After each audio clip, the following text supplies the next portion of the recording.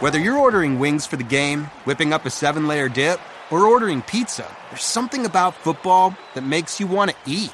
And this football season, Uber Eats has the best deals on game day food. No matter what you're craving, from 2-for-1 pizza to buy one, get one wings, Uber Eats will be dropping new deals each week, all season long. Uber Eats, official on-demand delivery partner of the NFL. Order now. Terms and conditions apply. See app for details. ¿Hablas español? Sprichst du Deutsch? Kan du norsk? If you've heard that sound from Babbel before, I bet you do. Babbel is the science-backed language learning app that actually works. With quick 10-minute lessons handcrafted by over 200 language experts, Babbel gets you on your way to speaking a new language in just a few weeks. With over 16 million subscriptions sold and a 20-day money-back guarantee, just start speaking another language with Babbel. Right now, up to 55% off your Babbel subscription at babbel.com/Spotify podcast. Spelled BABBEL.com/Spotify podcast. Rules and restrictions may apply.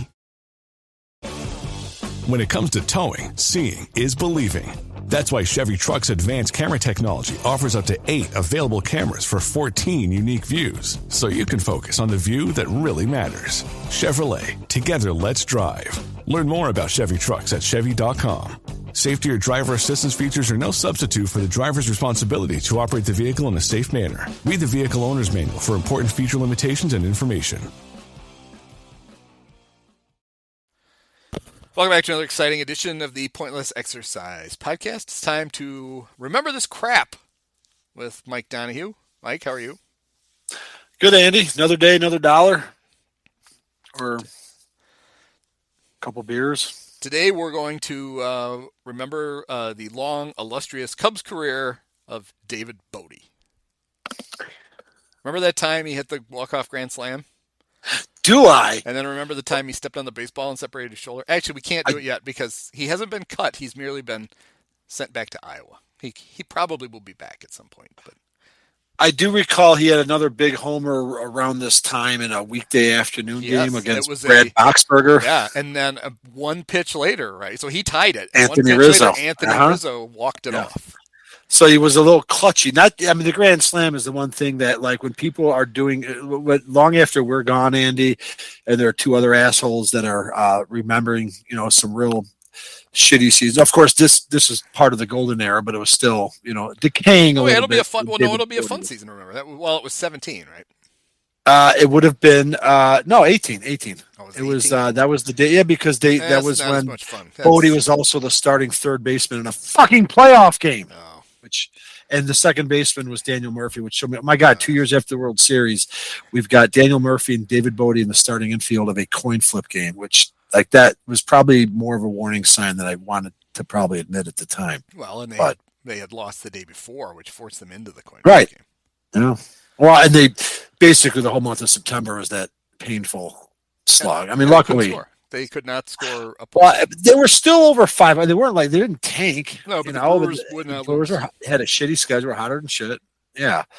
And then I just trace it all the way back to the Labor Day game and Carl Edwards, after Rizzo had been the first left-hander to ever homer off of now former Brewer Josh Hader to turn a game around and take a lead in the late innings, and Edwards couldn't find the strike zone. And it was Labor Day, right?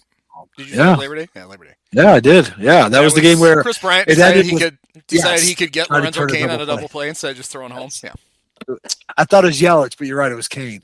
Either one would be questionable, but good times. But we're not going to remember that crap. We're going to remember other crap. We're going to remember older crap than that. That's too fresh. Yeah, let it breathe. So we are down to 6 seasons. And, 6 seasons. Last week we did the '88 Cubs, which was actually kind of fun. That was that was an interesting team, and then it really was. Yeah. And then '89 was a lot of fun, and the '90 wasn't. But we could pull up '90 today, and I actually should add that I see '90's on the wheel. Oh, boy. Yeah, I see what's also on the wheel is '87, which we can't do tonight. Believe it or not. There's still a season that's adjacent to a season we just discussed. So it's our own phony baloney rules where we will not, when we do a season the next week, we will not do 1 year before or after if it comes up. We will I mean, how many Dave Martinez stories can you really hear in a 10-day period, 7-day period? I got more corn cob dress jokes, so we'll be all good. Well, I'm sure they'll still be just as relevant when it falls on it within the rules, our rules. Let's see. So I can tease some things. We got our next movie deep dive with Mike Pusateri. That's coming up. We're going to do Field of Dreams. We have to hurry up and do that.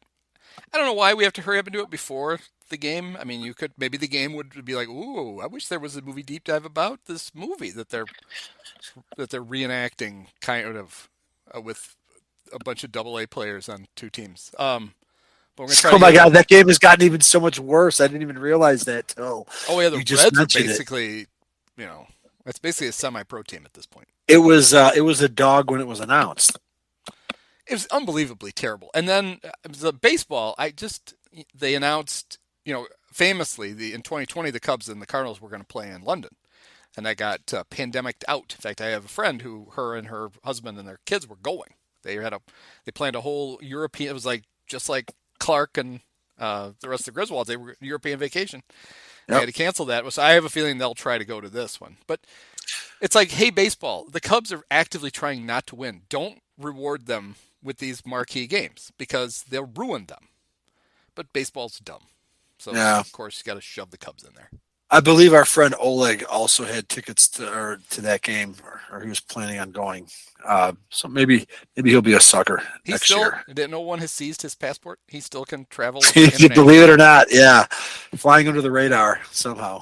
Yeah, he's going to end up in a Turkish prison. That's what's going to happen. There it is. Well, maybe get traded for Brittany Griner. So there's that, and then we're gonna have a in 2 weeks. Dave Brown is going to be on vacation, so I have a special guest lined up for the baseball podcast that week. That'll be fun. Ooh, is it the ghost of Bill Joust? Someone who is it's a Dave Joust actually. Someone who has never been on the podcast ever, so that'll be fun. And I guess that's about it. I think I've run out of things to tease. Soon it'll be football season. And we'll have to have the Bear podcast will come back. And remember this crap, we'll have to shift to football. And I'm looking forward to it. I will say that I haven't really – it's best to not really kind of think – just consider the fact that football is coming. Don't think too much about how the Bears were last year and what they might be up to this year. What did I say? The NFL, you can turn it around every year, but it seems like the Bears are coming the closest possible thing to a tank. But doesn't. I mean, I'll talk about it more when I actually do a football podcast. But I think the Bears actually have more talent on this team this year than they did last year. Okay. I don't expect a much better win-loss, but I expect a more competent football team. Well, and I was going to say, regardless of all of those facts, it doesn't change the fact that especially in seasons, baseball seasons like this, you just can't fucking wait for football to start. So, I don't care. I'm looking forward to it. I mean, bring it on. It would require them to actually have Roquan Smith on the field would be good. That would be nice. And because I look at they don't have Khalil Mack or Allen Robinson. You didn't get anything out of either one of those guys last year. Khalil's hurt, missed most of the season, was hurt when he played.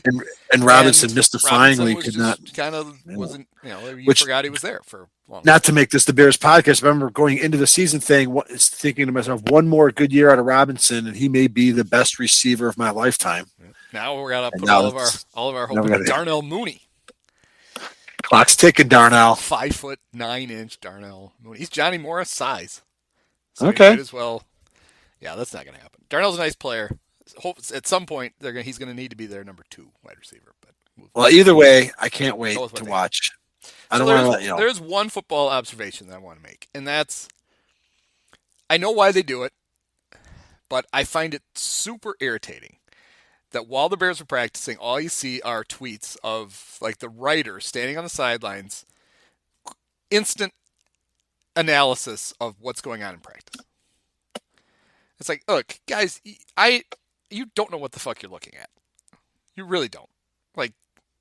You're watching a few plays out of practice when they let them watch it, and you it was a great play. But I said, was it, or was it a terrible play by the Every play is either a great play by the defense or the offense, or a terrible play by the offense or the defense. And it's I get it. This is the only content you guys have, but it's worthless. This content is completely worthless. I agree. there's no context. There's no. I mean, you're going over random, basically a sequence of just isolated plays. It means nothing. It's just not worth reporting. Because I know from my extensive, especially this early, extensive football carear, there would be times in practice where the coach would basically tell the quarterback, you're going to throw this whether he's open or not. Make him go up and get it. Or there would be times where it's like, okay, you literally part of the drill is to identify, and if it's nothing, they're going to throw it away. And it's literally what practice is for. When you watch practice, you have no idea if there's anything like that. Like, he's like, oh, look at Justin Fields. These are terrible throws. He's trying to squeeze it in. Is he trying to squeeze it in because the purpose of it was, let's see if he can fucking squeeze it in? Because sometimes it is. And it's just... Or I love it then they're like, well, in non-contact practices where the running backs look great. Well, I would fucking hope so. I would hope David Montgomery looks awesome. You know what he also looks? Slow. That's what he looks. No matter if they're tackling him or not, he looks slow because he is. So, all right, that's enough bear chat. Now we can can't wait to watch David Montgomery. I like him, but I mean, I know our old Bear podcast co-host Kyle Morris and I are in complete agreement on this, which is this has to be his last year as a Bear. Because you probably shouldn't ever pay a second contract on a running back in the NFL these days, but especially not a guy who's not like a superstar running fast. Yeah, right. Like he's a good player, but I guarantee you can approximate 95% of him with somebody else, and don't pay him a lot of money to be him when you can pay somebody a lot less money to be almost him. I feel like they went from like Jeremy Langford to Jordan Howard to him, and it didn't really. They were none of them were shitty. I mean, they, not to disrespect them, they all seem a little bit interchangeable, and they're good for a few years, and that's the life of a running back. Well, yeah, and I mean, I think he made a comment today like we got a really good running back room, and I'm like, yeah, and they will next year when you're gone. It's not that hard to stock a running back room. I think we've proven that. It's just not. So. There are positions where you pay and positions where you don't, and running back, whether you like it or not, is a position where you don't. I mean, he's not Derrick Henry; he's David Montgomery. So, and honestly, you could make a case that the Titans probably shouldn't have paid Derrick Henry. So, anyway, we're talking way too much football. Does this conclude the 10-minute Bears the appetizer? Yes, an ancient Cubs season, possibly ancient. Well, let's see how ancient it is.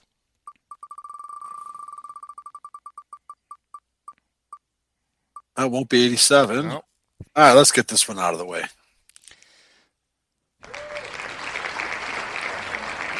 It's fine. I already teased it by talking about how 88 was fun and 89 was really fun and 90 wasn't. And that's what we landed on, 1990. So I got 5 quick facts about the 1990 Cubs. Sure. Some things that I can't peel from my brain. Opening day facts. Mike Bilecki was the opening day starter. Woo! And that's only because there was a lockout that sort of disjointed the whole spring training of the season. Also, for the second consecutive year, opening day center fielder Jerome Walton, but mysteriously quite heavier. And defending rookie of the year, didn't quite have as good of a season as you'd had the year before. What did happen for the third consecutive season is that the Cubs enjoyed the runner-up for the Rookie of the Year, young Mike Harkey, who battled David Justice for the awards before coming up short. Probably his best season as a Cub. What else can we think about 1990? I'm just going to throw it out. I'm going to guess, was Seth Landrum on the 1990 Cubs? I'm going to say yes. And if I'm wrong, sue me. And I'm just going to say... I think we have to sue you. Yep. All right, fine. The fifth fact would be... Real quick. Yeah, I don't see said. Okay, I can try to make it up because I have to say, in spite of the fact that it was on the heels of a winning season, it was not a memorable season in any sense, in spite of what you might think could have been all the excitement that was going into it. I will say that the All-Star game was held at Wrigley Field in 1990. That's fact 4, since we had to excise my Sud Landrum fake news. And that fact 5, Ryne Sandberg won the home run hitting contest with, I believe, 2. I think it might have been 3. I think it was 3. People Can we start with that? How I want to get it out of home the run derbies were when they first started them. And before we go down that rabbit, I'm just going to say that I found it validating in spite of how boring it was, only because Wrigley Field still totally had a reputation, probably well earned in relation to all of those big ass cookie cutter football stadium, baseball parks, as a hitter's park, which it really isn't now, no more than so many other of the modern parks. But it was always considered a bit of a novelty, and I don't think it certainly wasn't even that well earned at the time. And within that backdrop, I'm just remembering how these, in retrospect, and probably even at the time, we all probably knew how roided up Tony La Russa's Oakland A's were, and the Bash Brothers, and Mark McGwire and Jose Canseco. And I remember Canseco. This had to be him in Boston at the peak, flexing because they were changing steroids. Yeah. Oh, sure. I mean, this goes back, steroids were a thing in the NFL, and nobody really considered it in football, I think, by then, but it was, or baseball, but it was kind of obvious. But I just remember thinking how disrespectful Jose Canseco was, because he was at the peak of his celebrity. He was at the peak of his ball player. It was just being a baseball player. He was a couple of years removed from being the first ever 40-40 guy. He was pretty impressive, and it was short-lived for, again, obvious reasons. But by 1990, guy comes into Wrigley Field at this ballpark that everyone thinks is this cute little novelty, that belongs in a menagerie. And he's like, oh, I am going to feast. And guess what Jose Canseco didn't count on? The fact that even in mid-July, the wind was fucking blowing in, and all of those majestic high fly balls, he might not have hit that many, but still, he couldn't fucking hit shit that day. Sandberg, of course, even though somebody, I think Tom Verducci, supposedly tried to ding him for a lot of his home runs being over those short power alleys. Yes, Wrigley Field does have short power alleys. They also try to compensate for it by having the longest distance down the lines. Yeah. But Sandberg at least knew strategically, even though he only had to hit 3, because those other fucks were just too in love with themselves, that wind or no wind, you can just pop the ball into those power alleys. I don't even know if Sandberg's homers went there. I just know that he knew with the wind in, he knew how to fucking play it. And, he didn't have the sizzle of a Canseco, but still fucking took it out. There were 8 people in the home run derby in 1990, 4 in each league. It's a star-studded, career home run-wise, there's a shitload of home runs on this. There's the American League alone. Mark McGwire, Ken Griffey Jr., Jose Canseco, and Cecil Fielder. Wow. Okay. And Cecil. Yeah. Do you know how many home runs those 4 guys combined for in the home run derby?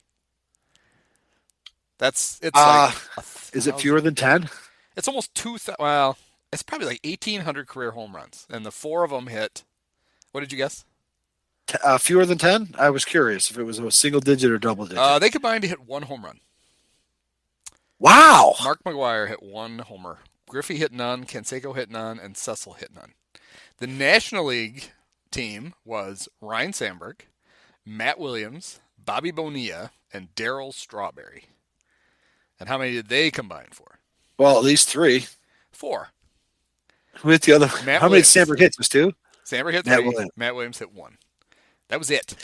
I love that Sandberg hit 3. Like I said, he knew how to fucking. He won knew easily. What to do there. He tripled his next closest competition. All these, I'm pretty sure. I maybe this is anecdotal, apocryphal, whatever. But I think the wind was blowing in, even though the wind tends to blow in more in the spring and fall. How do you not? I realized if they used the rules that they use today, those numbers would be different. It was a much shorter. It was during the day, even though they had lights. Yeah. Right. It was not a huge extravaganza. I remember I almost went to this because you could. They sold out work. It was called Workout Day because that's basically what it was, and then the home run derby was part of it. It was really in its infancy, and it was relatively easy to get tickets to. I didn't get it. Now, do you remember what its most famous? What is the Workout Day at Wrigley Field? What do you think the lasting legacy of it is? Yosh Kawano streaking across the outfield. Close. What's Yosh best known for? Washing opponents' laundry. Well, other than that, peeking out the left field door during games. Apparel wise. Oh, the pith helmet. Okay, so he wore a hat, right? He wore his little hat. Which actually, when I was joking about, so Donald Trump famously, Ivana Trump is buried at the golf course, which now makes it a cemetery because he doesn't pay income tax. And I joked that the Correct. Cubs probably planted Ernie there. But I got to thinking. It's the Ricketai. I got to thinking maybe when maybe it's not a rosin bag on the mound. Maybe that's Yosha's hat working its way up from his grave under the mound. Okay, at the workout day, they gave away, everybody who went got this ridiculous Dayglow pink hat. Oh, Jim Annixter. Jim Annixter still wears. He's got his own. He's got like pink hat guy, but that's what started it. That's the hat he wore. That's right. And that's why everybody could spot him because he wore the pink hat from the 1990 workout day. Jim Annixter was supposedly, he's from the cable producing, not cable TV, but just literal cable producing manufacturer in Niles. Been around for years. He was part of a group that tried to buy the Cubs before they were sold to the Tribune. So obviously he's Mr. Moneybags because this is the pink hat guy that you may still see, right? Is he dead yet? He sits behind home plate. He also leaves games early because a lot of times he would exit through our seats in left field, and my brother would always yell, "I'm going to sit in your seats," because apparently he was very vociferous about that. So that's right. Why were the hats pink anyway? 1990? 1990, man. It was like Miami Vice. Far from woke. Oh yeah, true. All right, all right. I got it. It's interesting. Yeah, win or no win, it is funny that like all the American League ball players, of course, if they were lifelong American Leaguers like George Brett, I don't know who else played in the game. They had never set foot probably in Wrigley Field before then because this is 7 years before interleague play. So, I mean, I'm sure that may have contributed to I mean, not really. It was just pretty much Sandberg had the advantage and the rest of the net. I mean, Strawberry, right? What do you think? Strawberry had to be have rusty pipes. Just his nose must have been running. It's during the day. It's the break in the middle of the season. Bobby Bonilla, maybe still a little fresh. Although I think you pointed out Bobby Bonilla was a starter in the '88 All-Star game, so he wasn't that new to the Planet Lights. Yeah, this time he made it as a reserve outfielder. He was back to the outfield. But yeah, I don't know what the rules were for having guys participate in the Home Run Derby, but I do think it's funny that antiquated rules or not, that Wrigley Field, which again, until all the new ballparks started in the 90s, was considered a little bandbox, is the home of the most depressing home run hitting contest in the in the modern era. It was almost killed the Home Run Derby forever. Right. All right, that's enough of that shit. Sandberg, of course, also led the league in homers that year, which is kind of nuts. He was just kind of enjoying this sort of mid-career. I'm pretty awesome, and he probably had his errorless streak, and the team was, so whatever. But it was pretty much peak Sandberg here. He's one of the probably 5 best players in the game, especially considering how well he played such an important position up the middle. So, okay, since we're talking All-Star game, we might as well talk about the All-Star game. It was the second time ever the Cubs Wrigley had the All-Star game, I think. Third, I believe. Third. And they haven't had it since, early 60s, even though supposedly the Ricketts got a promise from Bud and then probably Tobe that once they got their renovations done, they'd get an All-Star game. And I assume that's going to. I assume that's going to be announced, right? Fuck them. I hope they never get one. But it was at Wrigley. How many All-Stars do you think the 1990 Cubs had? So this is just 2 years removed from when they had 6, as we discovered. 1 year removed from a division, from the best record in the National League. Oh wow! I will say, is it more than one? Yes, they had. In fact, they had 2 starters. Sandberg and Dawson. Andre and Ryne both started the game, and they had Andre was pretty much a gimme. And they had a third member who was on the reserve. Your guy, yes, Sean. Dawson. That was the second and final All-Star game. So no Greg Maddux. All right. Do you remember who the National League starting pitcher was? He was 11. Oh yeah, I do. I just out of the ads. I remember working at Highland Woods Golf Course. It was the All-American boy Jack Armstrong, right? Of the Reds. He was 11-3 with a 2.28 ERA. He would finish the season. This is Atlee Hammaker-esque. He finished the season 12-9.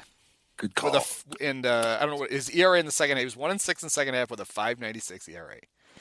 Was Jack Armstrong not like the first pick in the draft too, like by the Orioles, or did he? Now I'm curious because he was a red draft. He was a first round pick. He was the 18th overall out of 18th overall. The University of Oklahoma. So basically, just like the dud that the Cubs picked this year. Jack was probably the best Sooner pitcher ever before Cade Holton. God, I can't remember his name. Horton, here's a boo. Sorry. It was a barn burner of a game, too. American League won 2-0. That's the other thing. Basically ruined All-Star weekend. Right. It wasn't even a weekend. It's a Tuesday and a Wednesday. Everybody's like, this sucks. Or Monday, Tuesday. Everybody's like, it sucked. We're never coming back here. Nobody could score. Nobody could hit a home run. Nobody could score a run. Boo. Was it not an extra inning game? Too or no? I thought it was an extra inning game, so it was really like. Was there a rain delay too? Yes, there was.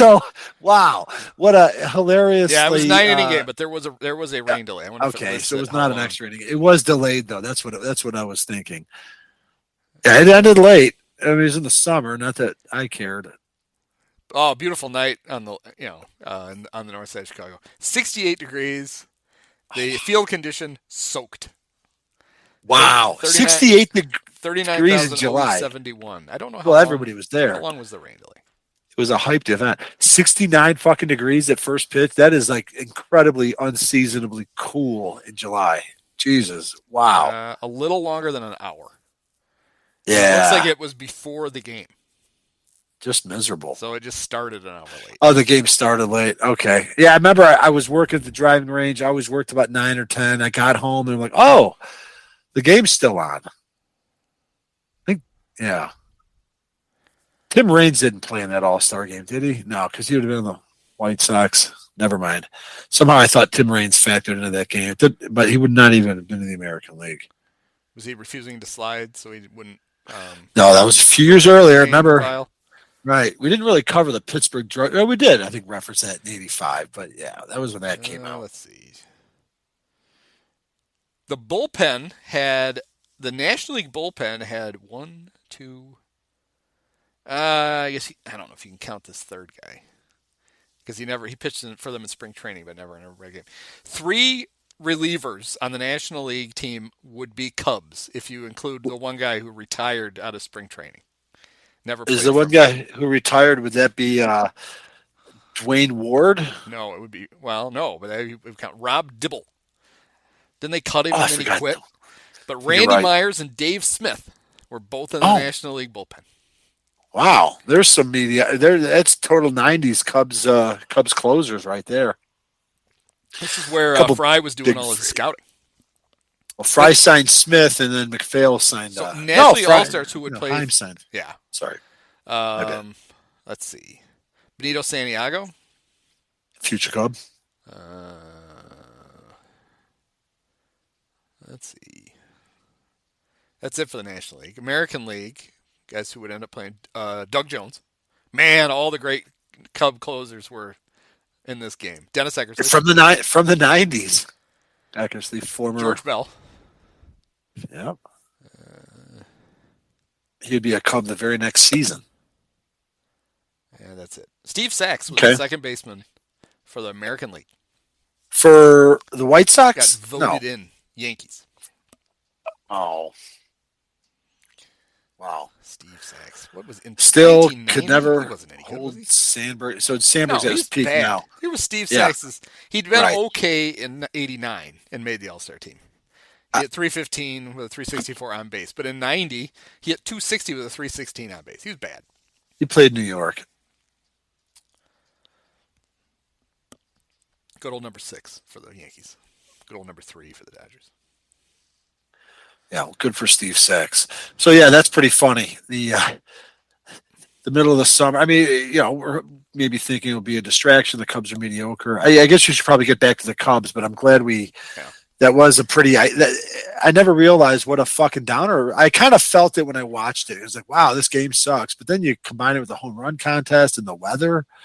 And, we talked last week, we did 1988, the first night game was rained out. It almost does make you believe in God. Like, did not want change. That's one of the worst All-Star weeks ever. Yep. I would have to say. Way to go, I'm sure if they ever get it back, it'll be even worse. So the 1990 Cubs, and I remembered this.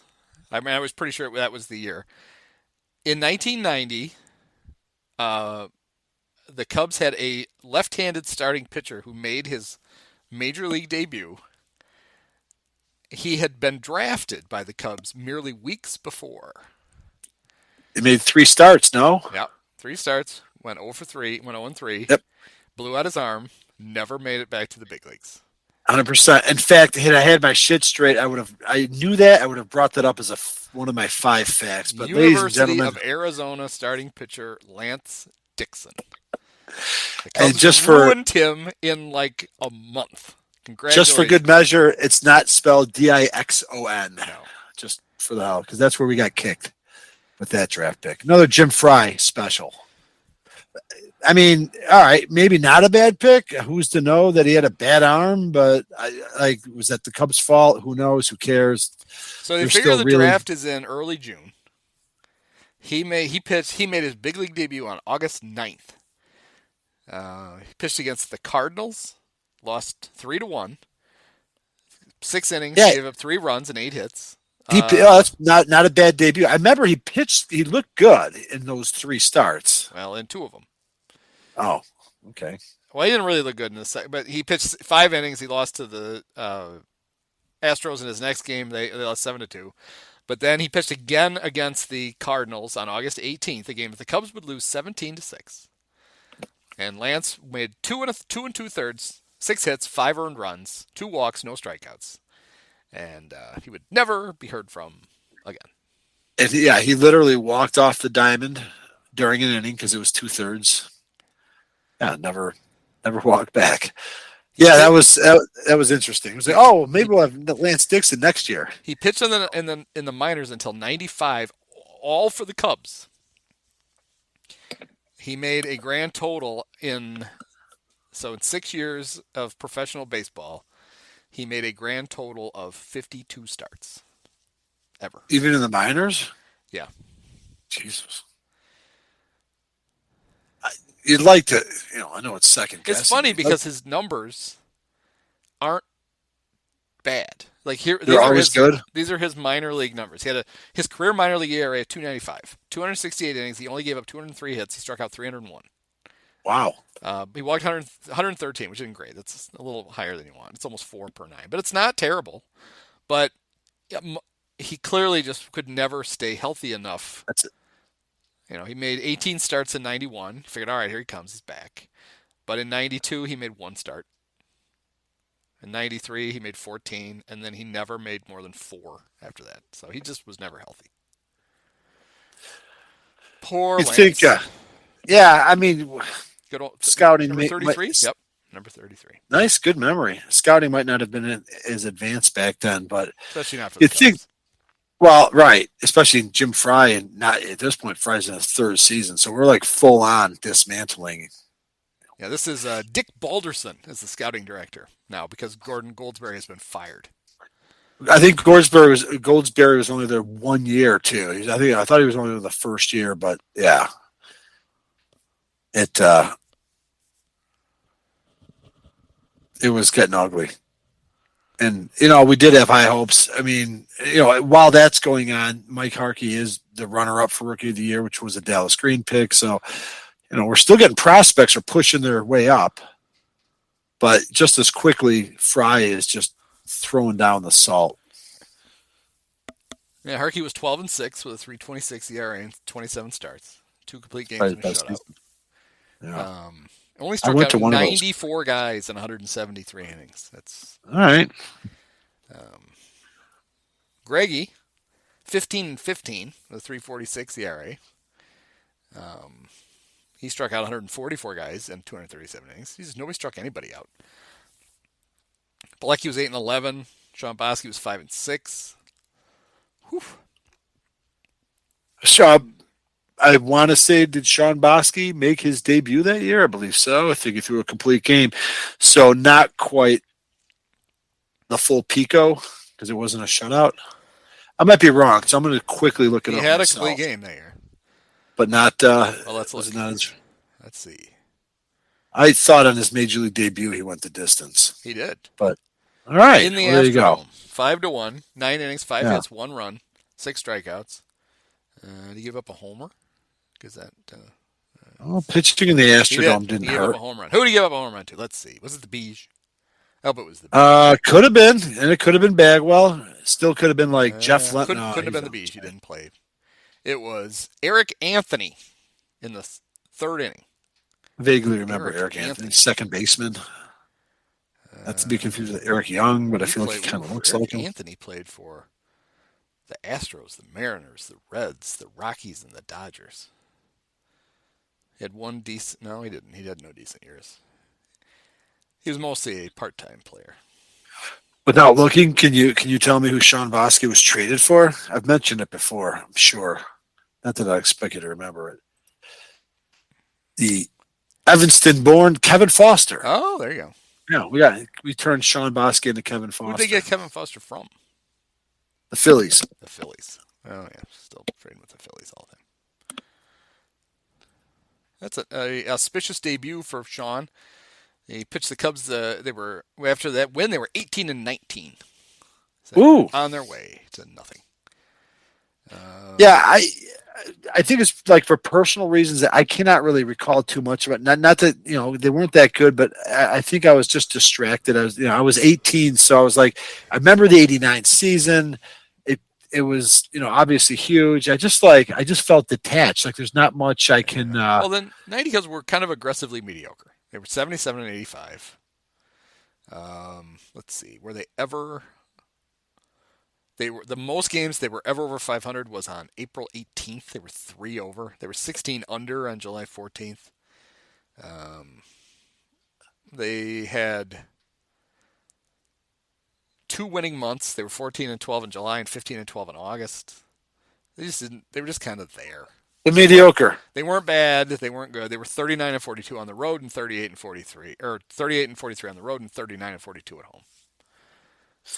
It didn't help that Jerome Walton proved that 1989 was a fluke. So at that point, the 13-year search for a new center fielder for a long time since Rick Monday was, only in its 13th year. Didn't know it, continue to be a drought. So there was a strike. The season started. A lockout, late. I think technically. Yep. But they only had to make up 1 game. Let me look. Maybe they made but it obliterated. They had to make up 3. Like there's a doubleheader in the first week of the season, was there not? Against the Phillies. They opened against the Phillies, I remember. I was up in Wisconsin on spring break, I remember, I think. The doubleheader against the Phillies on the second they played on they opened on Tuesday and won at home 2-1, and then they had Wednesday off, and they split a doubleheader on Thursday. So I think they just pushed the season back a day or whatever. I think it was spring training that was really truncated. Looks like 3 days or 2. They probably pushed it back. 4 days maybe, and then it had to be 4 because they were supposed to open against the Mets on the 6th, because there's 3 makeup games against the Mets sprinkled through the schedule. Got it. From the 4th, the 7th, or the 6th, the 7th, and the 8th.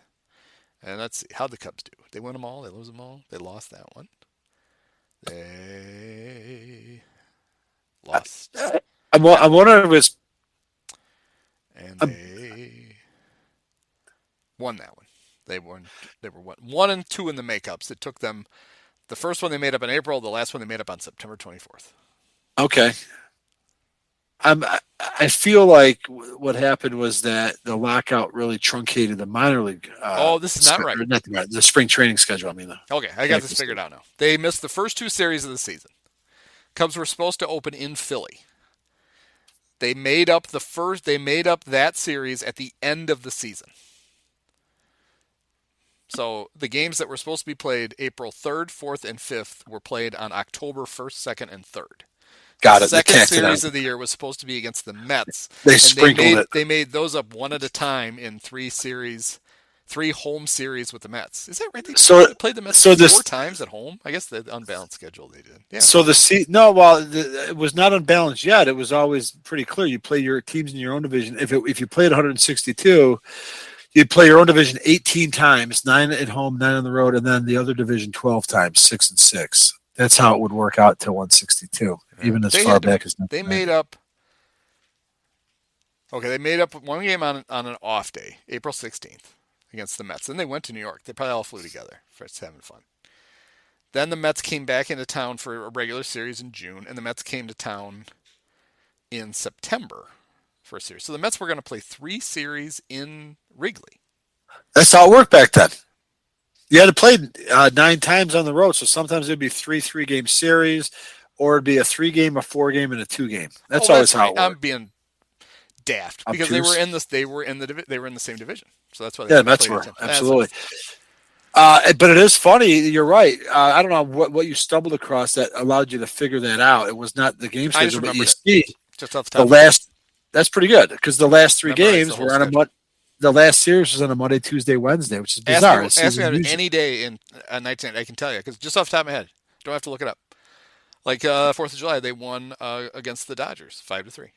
Mike Harkey, tell me what Fernando Valenzuela and Les Lancaster got to save. It took 2 hours and 49 minutes. There were 46,811 fans there. Well, in if LA, your memory, of course, I remember all this stuff. If your memory is still good about 1990, then tell me exactly how many yards Stacey Robinson ran for on homecoming in October. 347 and 308, I believe.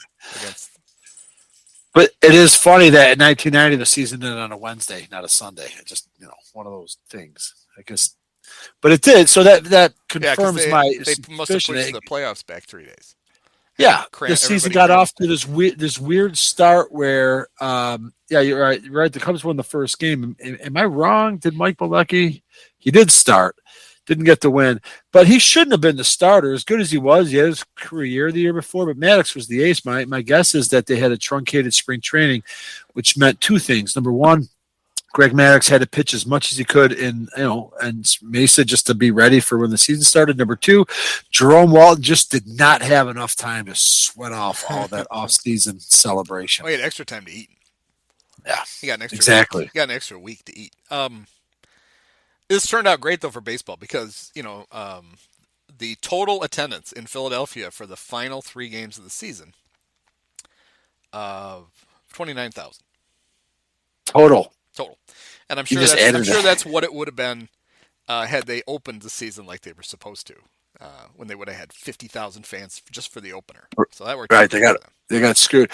I will say though, and we kind of came across this when we did 1989, and of course the Cubs and Phillies played a but just a memorable opening day at Wrigley that year. They were really at a nadir. That franchise was some serious ass. So yeah, not a surprise that they can't even draw 10,000 at the end of the season. Ooh, how about this opening day crowd at Wrigley? Holy shit! Is this right? What is it? Well, I'm looking at it now. 7,790. Yeah, the season was slapped together like last minute. The lockout ended, and so yeah, there was no. It was not like a real. It didn't feel like the '89 Cubs got hosed. So you're they defending could not be National properly League East champs, opened at home. Yeah. And less than 8,000 people showed up. It's because of the lockout, though, and they just didn't really set it up to have a successful opening. We got to get going. I mean, Fay Vincent had been on the job less than a year. He didn't know what the fuck was going on. Wasn't that going to be the home opener anyway? Because it looks like the first 2 series were supposed to be in New York and Philly. That's a hell of a point. I don't know how to answer that. Let's check the weather. That wouldn't matter though. It's opening day. Yeah, but there were years where they only announced actual turnstiles. That's true. Oh no, people should have come to this game. Why wouldn't you? So the field condition was considered wet. Here was the weather: 37 degrees with a 30-mile-an-hour wind in from left field. There is seriously, I got to tell you, I've spent my whole life in the Midwest. There is nothing worse than a cold, wet, an under 40, rainy, wet, windy day in April. What do you think the wind chill is for a 30-mile-an-hour wind on a 37-degree day? Nothing it's fucking opening day and at Wrigley, it's 20 degrees out. Great. Yeah, we're one of the worst. In line with the All-Star game. Mike Bilecki against Bruce Ruffin. I mean, Yeah. why wouldn't you want to go to that? So yeah, I'll bet I'll bet it was a sellout, but only 8,000 people are like, all right, I guess I'll go. That might be it, because I think that was before the league mandated that you report tickets as tickets sold, not turned snarl And I clicks. think there might have even been a difference in the league. Like the American League counted tickets and the National League counted the turns. It was You might be right. That sounds vaguely familiar, but yeah, fun times.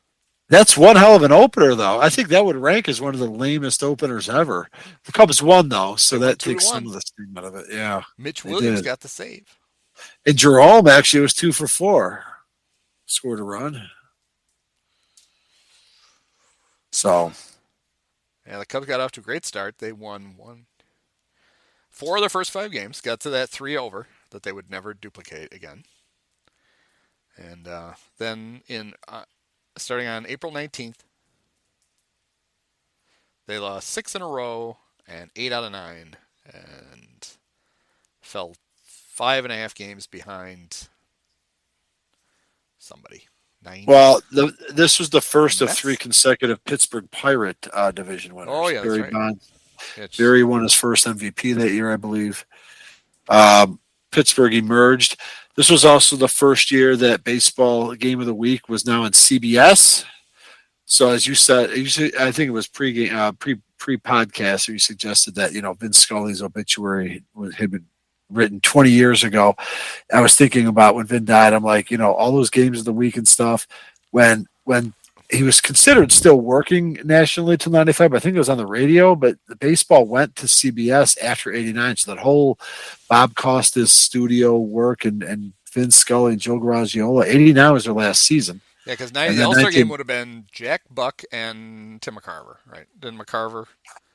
I think that was the original crew, and then Sean McDonough had the other broadcast. 2 years, Buck got whacked.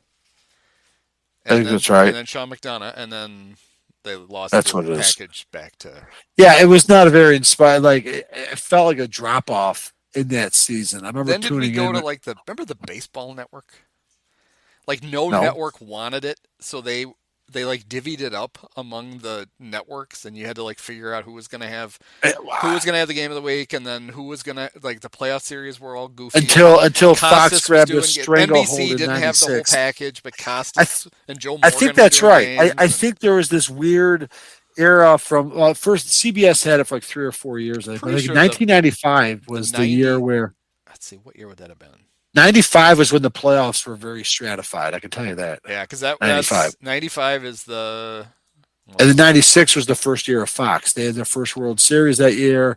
Fox basically took control in 96. But you're right. There were a few years between Vin and Joe hanging it up and the uninspiring CBS exclusive contract. There were 1 or 2 years. So it must have been 94, 95. It's funny because Sean McDonough is a really good announcer. He is. And what happened to him? And he got... Did he not sleep with Harvey Firestein? He did baseball, and he was good at it, but nobody got all that excited about him. And then he lost the package. And then he got the Monday night thing, and him and Gruden didn't like each other. So he ended up losing that. And then he did hockey for ESPN, right, this year? I don't know. I lost track of him after the mid-'90s. He's one of those guys that still does college football on ESPN. Right, but one of those guys that kind of disappeared, and you're like, oh. He's good, because he's a good announcer, and he's funny. He's got a good sense of humor. He knows. But he's just, he's Will McDonough's kid. Yep. So. The old Boston sports writer. But yeah, I don't know what got me on the rant on CBS taking baseball, other than I remember just tuning in once, and young Mike Harkey was pitching in Pittsburgh, and just not it was I miss Vince Scully and Joe Garagiola doing the games. It just wasn't that. And we knew who Jack Buck was. We didn't hate him, or maybe you did, but no, I didn't hate Jack Buck. He was old, and CBS did have that 91 World Series with the Twins and the Braves, but yeah, it was you're right. It was kind of baseball was a little bit adrift. And Jack was really good. He has I thought so. Iconic moments in that, and CBS couldn't get rid of him fast enough. Yeah. Yeah, it was just weird. But it was the Pirates' first of 3 division champions. And the Pirates had done nothing in the 80s. They were, other than being a thorn in the 84 Cubs side, they were usually year in and year out a shitty team. I think we covered it, actually. They won the World Series. It's the last time they've been in the World Series in 1979. And they were still really feared 80, 81. And then we started seeing some games where it was like, oh, they pretty much fell off a cliff at this point. So from like some point, like 81, 82, and Stargell finally retired and Parker was burning out before resurfacing in Cincinnati, Pittsburgh was ass for a long time. And all of a sudden, boom, you got like Bonds and Bonilla. You got Jay Bell at short, Doug Drabeck, the former White Sox farmhand. And hey, I rooted for those Pirates. They got upended by Lou Piniella and the Reds in the playoffs, but Steve Buechele eventually was their third baseman. Maybe not in 1990, but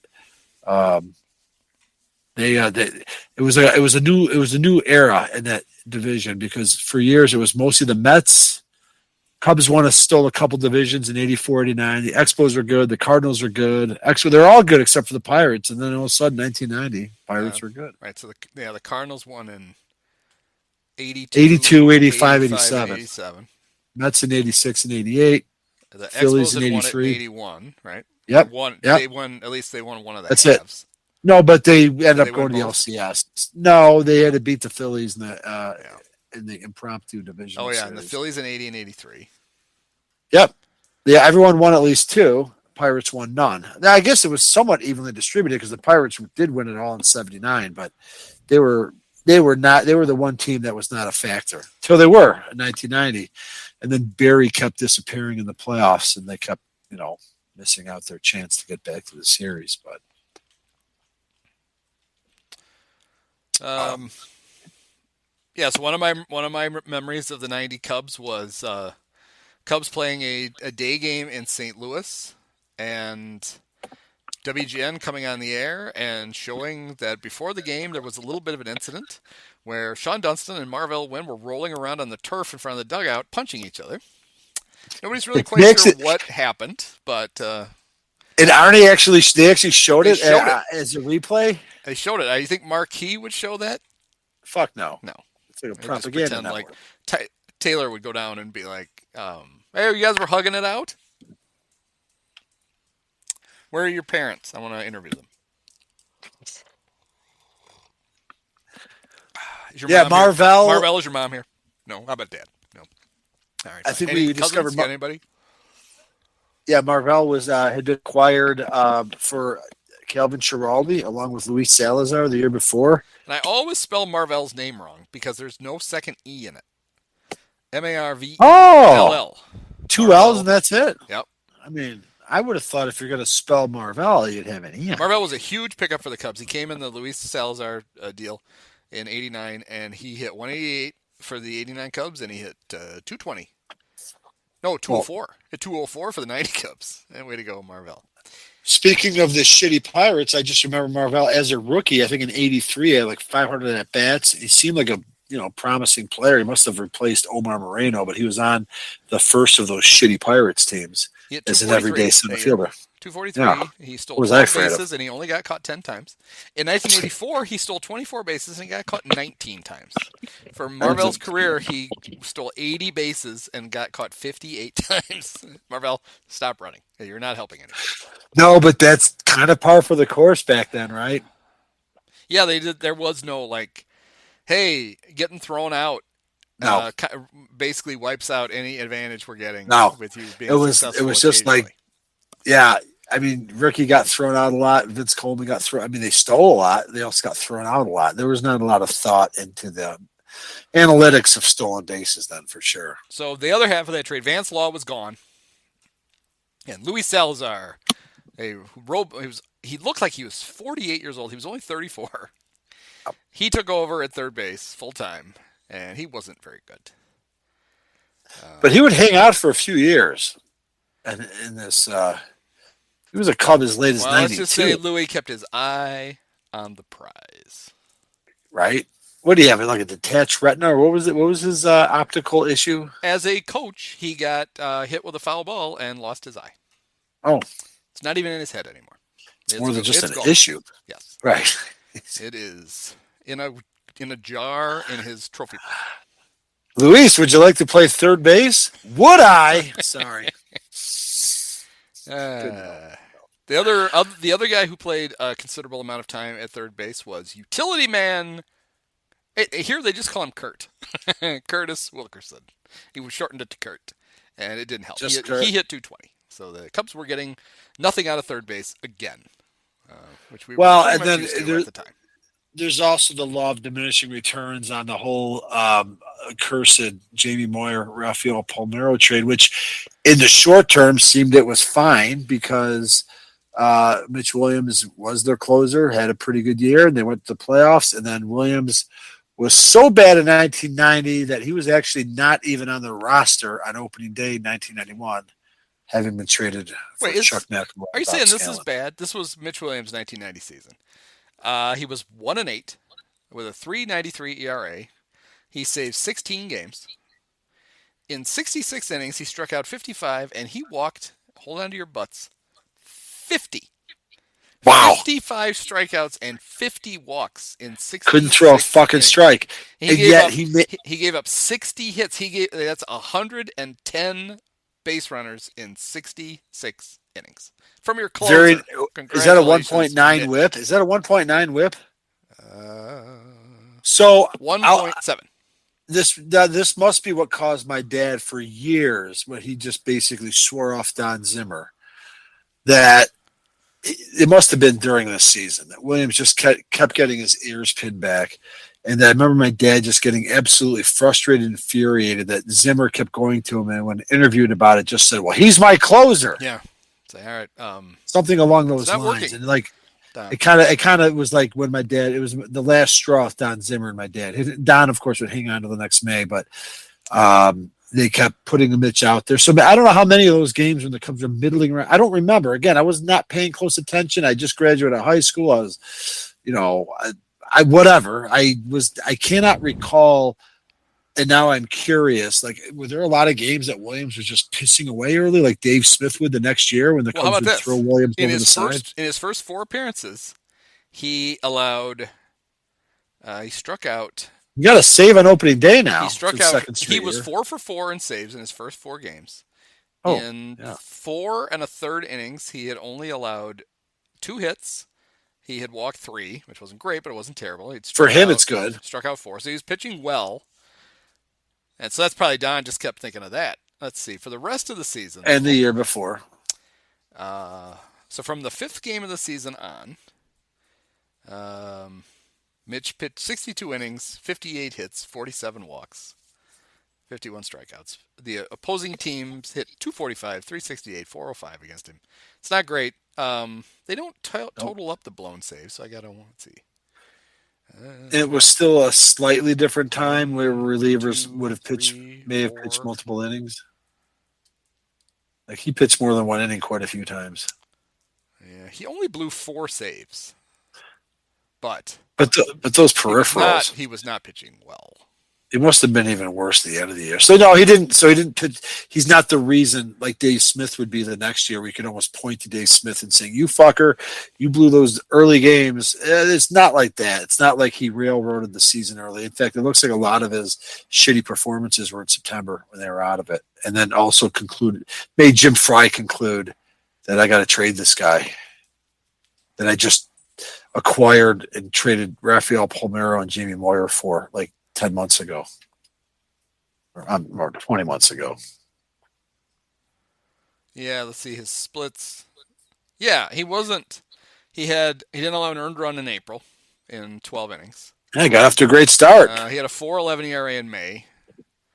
He had a 1.69 in June, 3 in July, 3.86 in August, and 7.88 in 12 games in September. So that's when the wheels fell off. He gave up 20 hits and he walked 11 guys in 16 innings.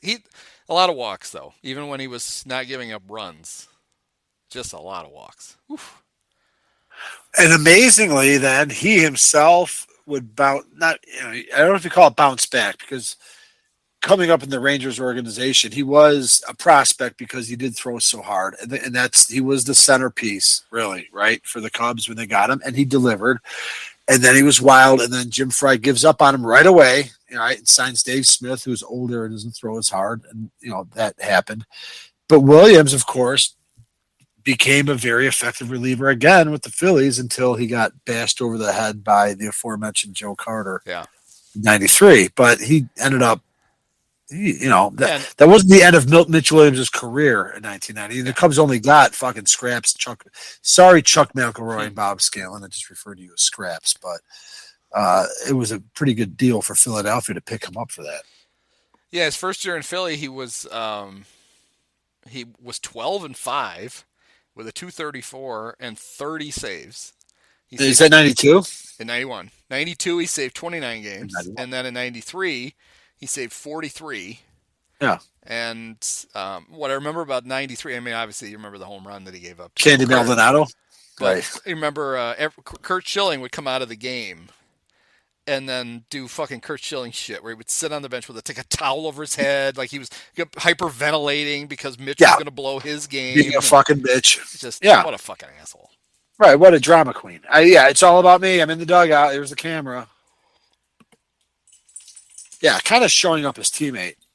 Yeah, Mitch was wild, but, as we saw with the Cubs, he was effective in 89. He was obviously a pretty good reliever for a while. And, he corralled his wildness and, took them to the brink. Well, Chuck Scanlon and his straight as an arrow 92-mile-an-hour fastball was getting launched out onto Sheffield.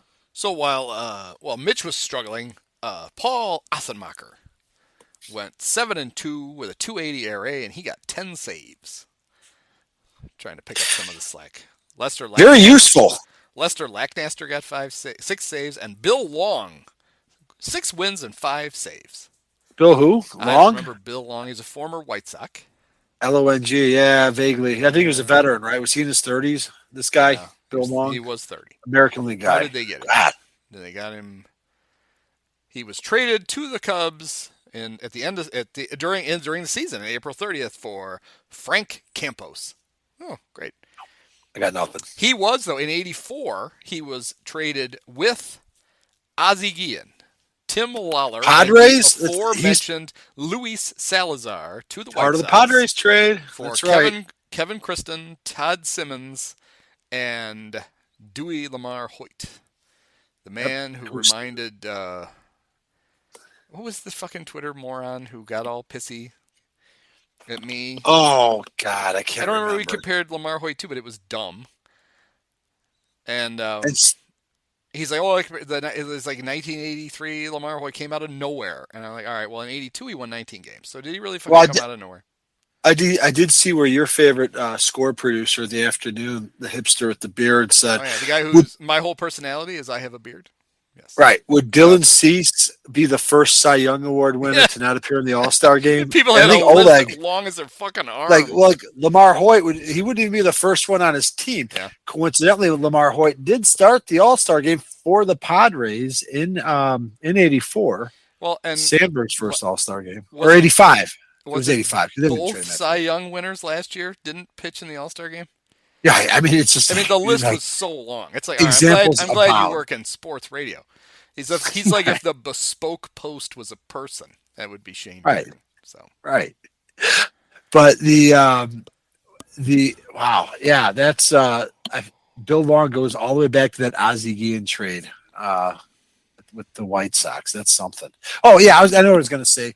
Luis Salazar, as a White Sox, saw him this week when Vince Scully died because it was a rare Friday. Because sometimes you might remember this, Andy. Sometimes Joe and Vin would do a Friday night game.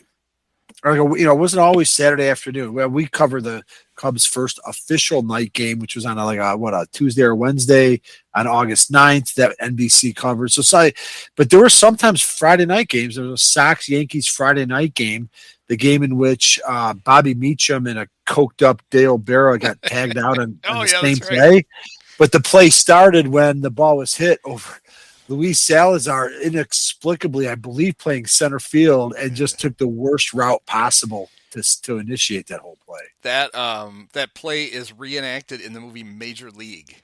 during the the montage at the end when they're making their playoff run and Jake tags 2 Yankees out at home plate. Yeah. Well done. Carlton Fisk immortalized. Yeah. But yeah. The guy from some Cub website, I don't remember what it was, compared Keegan Thompson to 1983 Lamar Hoyt coming out of nowhere. That's what it was. It's an all-around tremendous comparison. Great. You nailed it on every possible level. Keegan, who's going to win like 7 games this year. Congratulations. There's that. Perfect. Yeah, I remember when that comparison was made too. I think it was like, well, Hoyt. I think the point was a guy that had come out of nowhere. Like Hoyt was. He's already got 8 wins, so he's going to win like 11. But I think also it was like a come out of nowhere guy or something. Yeah. But like Hoyt was actually a pretty good pitcher for a couple of years. He didn't just come out of nowhere. No, he'd won 19 games the year before. That's what I think. That's it. He won 19 games 2 years in a row. Because he literally said he reminds me he's coming out of nowhere just like 1983. Lamar Hoyt. And it's like, 1982 Lamar Hoyt won 19 games. And he got so pissed. It's like, all right, I'm sorry that, your narrative fell apart. Found the number. I wasn't even trying to be a dick. I was just like, well, he won 19. Maybe pick somebody else. And he was not having it. So that's fine. Always nice to hear from fans. Indeed. And Lamar Hoyt, by the way, out of the league for 4 years by 1990. That was a pretty quick exit. Yeah. He was just a phone call away down there in Juarez. He went from leading the American League in wins in 1983 to leading the American Leagues in losses in 1984 before Roland Heeman shipped him off for Ozzie Gann and whatnot. And he bounced back for the 16-8 season with San Diego, and then he was done after 86. So there you go. So 1990 was kind of a rough year for some of the big surprise guys of 89. Like the Rookie of the Year winner, Jerome Walton. For sure. Only played 101 games. He had a decent on base, 350, but he slugged 329. He had only 20 extra base hits and 21 RBIs. He hit 263. Not Smith, horrible. Who the runner-up for Rookie of the Year before, slumped to 262, 329, 376.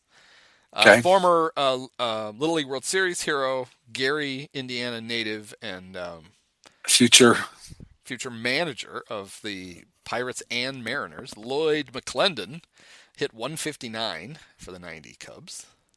Yeah, that was a lightning in a bottle in 89. We talked about Marvell, followed up his 188 with a 204.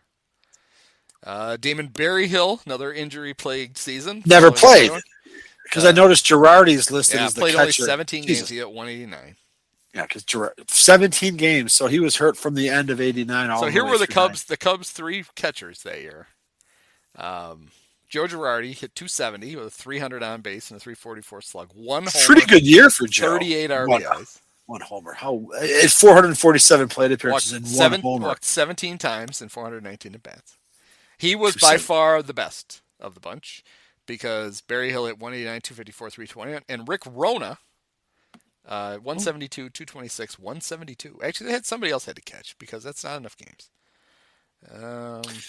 I see. I spy with my little eye a Hector Villanueva. Oh, there's Hector. Did he catch any games he that caught year? 52 games. And he was 272, 308, 509, 7 homers. Yeah, but really, it was 1991. That was the year of Hector. So you'd have to wait. Yeah, Hector would have been Hector had 817 OPS. Much better than Joe's 644. Should have been catching every day. Oh, Dawson. No, Joe's my catcher. That's right. Yeah, Zimmer was just punching it in. I also spot another Dallas Green pick, Derek May, on that roster. So Mark Grace, who had his breakout in the 89 playoffs, where he was nearly matched Will Clark. I think we looked at he actually, maybe even had a higher OPS. May have even had a higher OPS. He had a great series. It was amazing. He did, and we're like, all right, now he's on his way to stardom. This is his second full season in the big leagues. Mm-hmm. He is 26 years old. This is third. He was a rookie in '88. Remember, he was a runner-up. He came. I said full. He came up in end of May. Right. I'm sorry. Yeah. So third year overall. And here it is. He's going to really come into his own. He's going to hit for some power. It's going to be great. He hit 9 homers. Yeah. 82 RBIs, but he hit 309, 372, 413. The slugging is bad. 413. He only had 32 doubles. But he walked 59 times in 589 at-bats and struck out 54. Walked more than he struck out. He's no Bill Buckner, but for his time, he was pretty good about that. And honestly, this was the year that it stuck out the most that they were batting him and Sandberg backwards. Bill James points that out in the Like historical Ryne abstract. Sandberg should have been your three hitter, and Mark Grace should have hit in front of Ryne Sandberg because Mark Grace was getting on base, and Ryne was hit 40 fucking home runs. And Don Zimmer had the Dusty Baker sort of like he had it baked into his head that a second baseman should bat second. Well, right? and Sandberg, he did. I should look it up. He did bat third on occasion, and didn't. He liked batting second more. I don't know what the fucking difference is, but he thought there was a difference, and Don basically said, "Fine, do what you want." Okay. I'll also say that Sandberg, if you'd have told him to bat third, he would have bat third. I think it would have been fine. Yeah, I'm not going to put that on Sandberg. He was quiet. He didn't bat third up, at all. It was not 1990 because he did not bat third. Okay. But he probably should have. He hit 153 games. 152 starts, all at second. He pinch hit once in the 8th spot and once in the 9th spot. Okay. Don wasn't really mixing up the lineup much. But why would you with a juggernaut like this team? True. Yeah, and Grace still had a 785 OPS. The next year he dropped off to 719. He started to worry, but I do remember. I don't know what the narrative was, but I think Mark Grace came into the league as a young married man. I believe we already established that he and Jeff Pico married a couple of nuns from Peoria, sisters. And I believe this is around the time that Grace's marriage was dissolving, and his wife would marry the now late Ray Liotta. But I do remember that actress Michelle Grace was in like one thing. That's it. So he actually had a 784 OPS, but for him that qualifies as 785 is his 6th worst.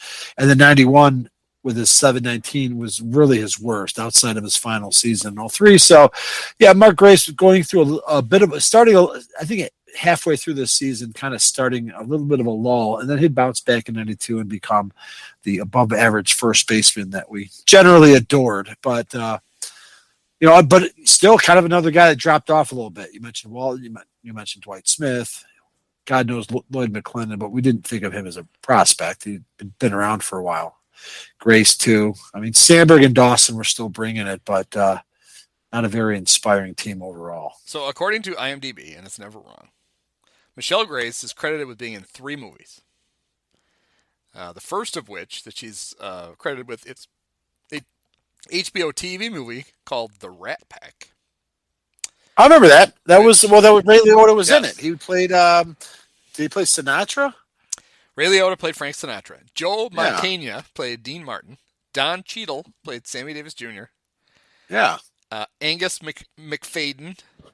In which burlesque Peter dancer Lawford. did Michelle Grace play? Cub fan Bill Peterson played JFK. Yep, he did. I remember that movie. I enjoyed it. I don't know how good it was, but I enjoyed it. And Michelle Grace played who?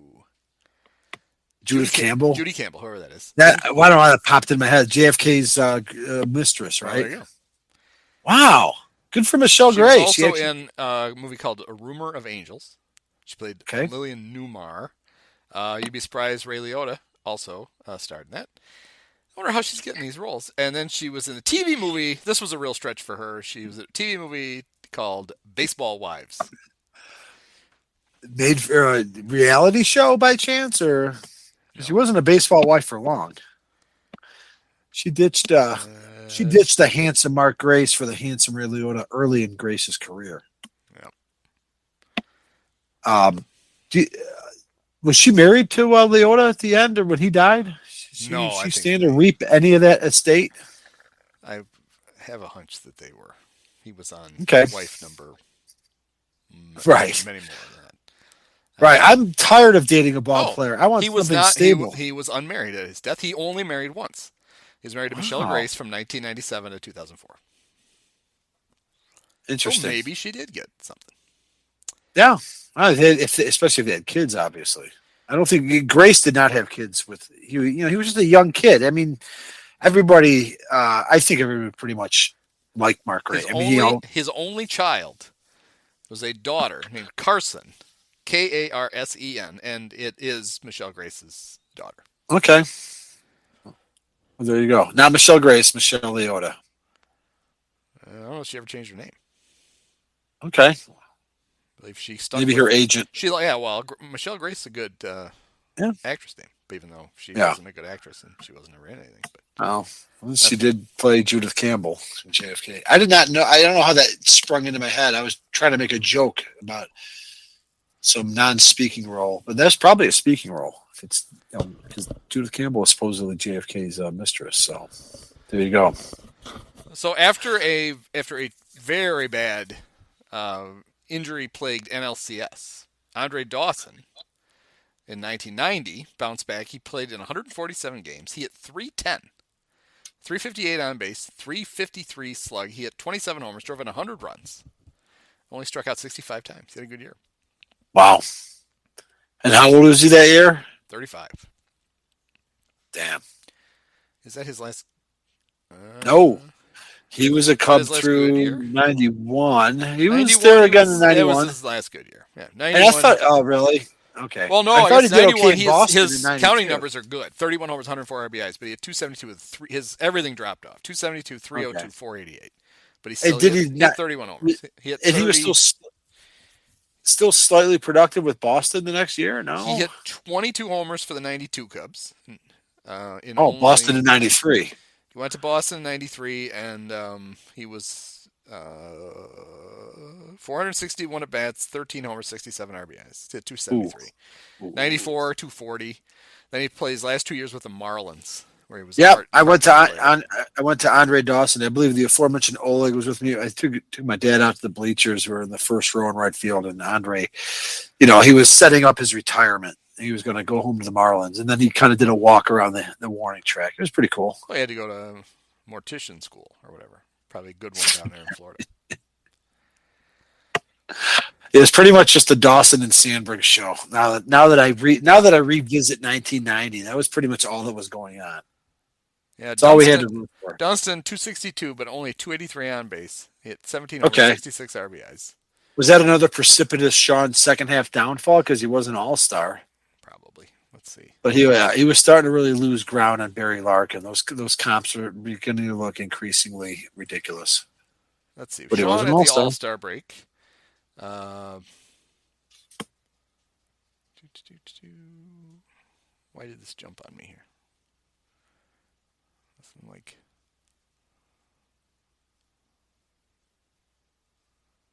Oh, 282, 298, 457, 13 homers, 44 RBIs. Second half, 239, 264, 387, 4 homers, 4 RBIs. Yeah.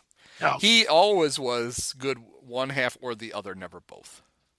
Or he was bad. Or he was bad for both. That happened. The whole year. Right. He was a man of swings. Yeah, and it really dropped off soon anyway. Like 91 was another everyday season for him, and then the injuries started. 92 was when he fucked up his back. Well, look at that. Trying to pull Sean Jr. out of the car. He only played 25 games over a 2-year period, and that was a continuous stretch because we'll bring it up because we haven't done 93. But in those 7 games that he played 93, he did excitingly run around the bases in a game in September and score the winning run. So he had 400 that year. I don't know why everybody says Ted Williams was the last one to do it. He was 4 for 10 at 400. I mean that counts, right? Doesn't it? No. And then he did collect 800 some odd at bats the next 2 years, but man, that was about it. And I believe a drop off. Quick. Of course, he came back in 97. He came back 2 different times, or just one other time, I guess.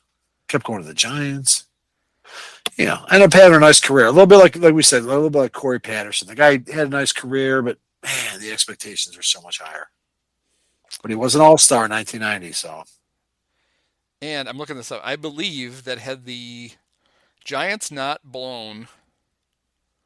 No, you said that. His last at-bat, like David Ross. would have been his last, because Baseball Reference has his last game is actually September 29th of 2002, which of course isn't true because he played in the World Series that year. Yeah. And he hit what should have been a World Series clinching home run, right? Yes. Is that it, or tied it or something? Or he won a game and Sean, he still hit a homer in the World Series. He had a 2-run. It was at a scoreless game in the 5th. Sean hit a 2-run homer off Kevin Apier to give them a 2-0 lead that they should not have ever blown. I think, did he bat again? He did. So it would have been his last at bat. Would have been a home run that put the his last game. Series, and that's the game that they pissed away, right? Or no? It was earlier in the. It was not. Yeah, there was a game that they had a 5-0 lead in the 7th inning. So that was it. So shit. And oh, sorry, Scott Sean. Spezio hit a 3-run homer, and right. Stad hit a homer, and then Troy Gloss hit a homer, and the Angels won 6-5. And then they won the next game, and they won the World Series. Yeah. Thank you, Dusty. And they got Dusty canned, and then he came to the Cubs to make everything great. Well, but yeah, he was getting fired anyway. They were done with Dusty, whether they won or not. But Sean Dawson, 1990 All-Star, so yeah, back-to-back episodes. We did 88 last week. I think he was a better first round pick than Lance Dixon. So, and also the better first round pick than the year before was Earl Cunningham. The year before that was Ty Griffin. And the year before that was Mike Harkey, who brings it back to being the runner-up. But yeah, kind of a low bar, maybe. So I got a request. A new subscriber said he wanted more Bloyd Snapper stories. So I got a Mike Harkey one, which I think I've probably told. I'm going to tell again. Cool. Does not involve a cartwheel, though? It does not. He was and the year I was with the Snappers, he was the pitching coach for the West Michigan Whitecaps, which are the Yankees. Oh. Grand Rapids based. And I had the box score after the game, and I went down to the visiting clubhouse, and I was going to give it to their manager. And I opened the door to the clubhouse, and Mike Harkey was standing in the door, and he turned around and he looked at me. He just put his hand up like, don't come in here.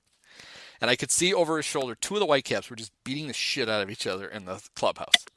Like a Carlos Bell, like having a fight, and everybody was just kind of letting them get it out. It wasn't like a friendly boxing match. They were beating the shit out of each other. And Mike, he'd stop me, and then the door opened up. And he was a coach. He wasn't a player. He was a coach. He was a coach, and he opened the door, and he goes, "Is that the box score?" And I said, "Yeah." And he said, "I'll just take it." He goes, "Don't worry." And he took it through the door and closed the door, and I just went back to the office, and I was like, I said, "Yeah, the Whitecaps are fine with the box score. They're too busy punching each other in the face."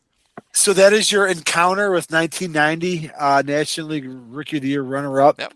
Mike Harkey. I had talked to him the day before, too, I think. All right, so he seemed like a really nice guy, actually. Sure. Yeah, we had high hopes. He debuted, I think, late in 88. So, he came up a little bit 88 and 89, I believe. And then 1990. So, Which California school was he from? Oh. Cal State Fullerton.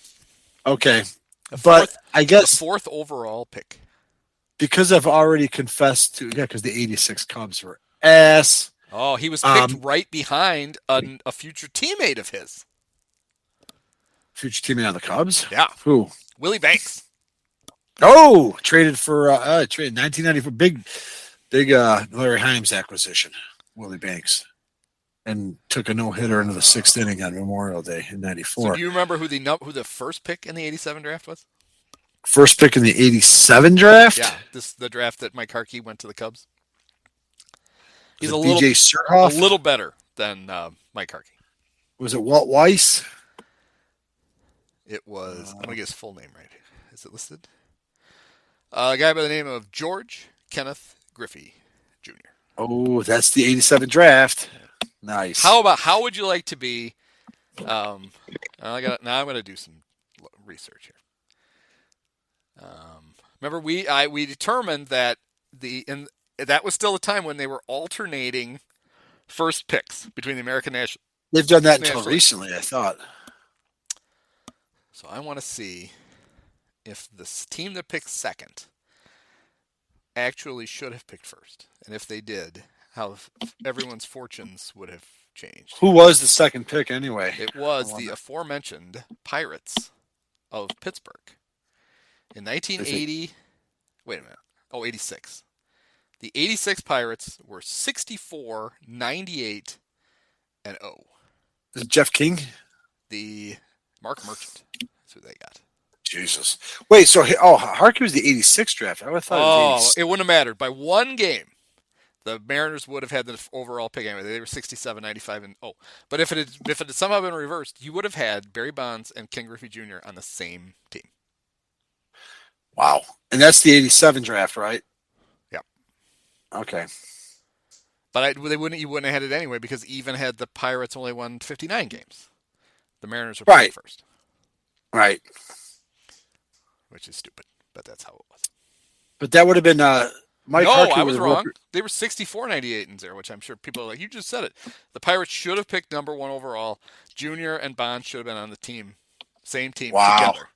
I have a feeling they probably would have gone to one of those World Series in 90. Because Bonds, I'm pretty sure, made his debut in the majors in 87. So I think he was like a top pick in like 84, 85. Because they're just a few years apart. That's incredible. Because that would have been perfect timing. Because the Pirates in 1990 were all of a sudden good, as we established. And, just going to point out, too, Mike Harkey was Dallas Green's final first-round draft pick. And another future Cub was picked. I'm looking at the Pirates. It was picked by the Pirates in. Wait, what pick? I'm confused here. Future Cub, drafted by the Pirates. Is this what year? In 87. Oh, 7th round. Okay. Second pick of the 7th round. Mickey Morandini. Drafted by the Pirates. Yep. He must have got traded to the Phillies because he was a senior at Indiana, so he didn't go back. Okay. Let's see. No, he did go back somehow. He must have been a 5th year.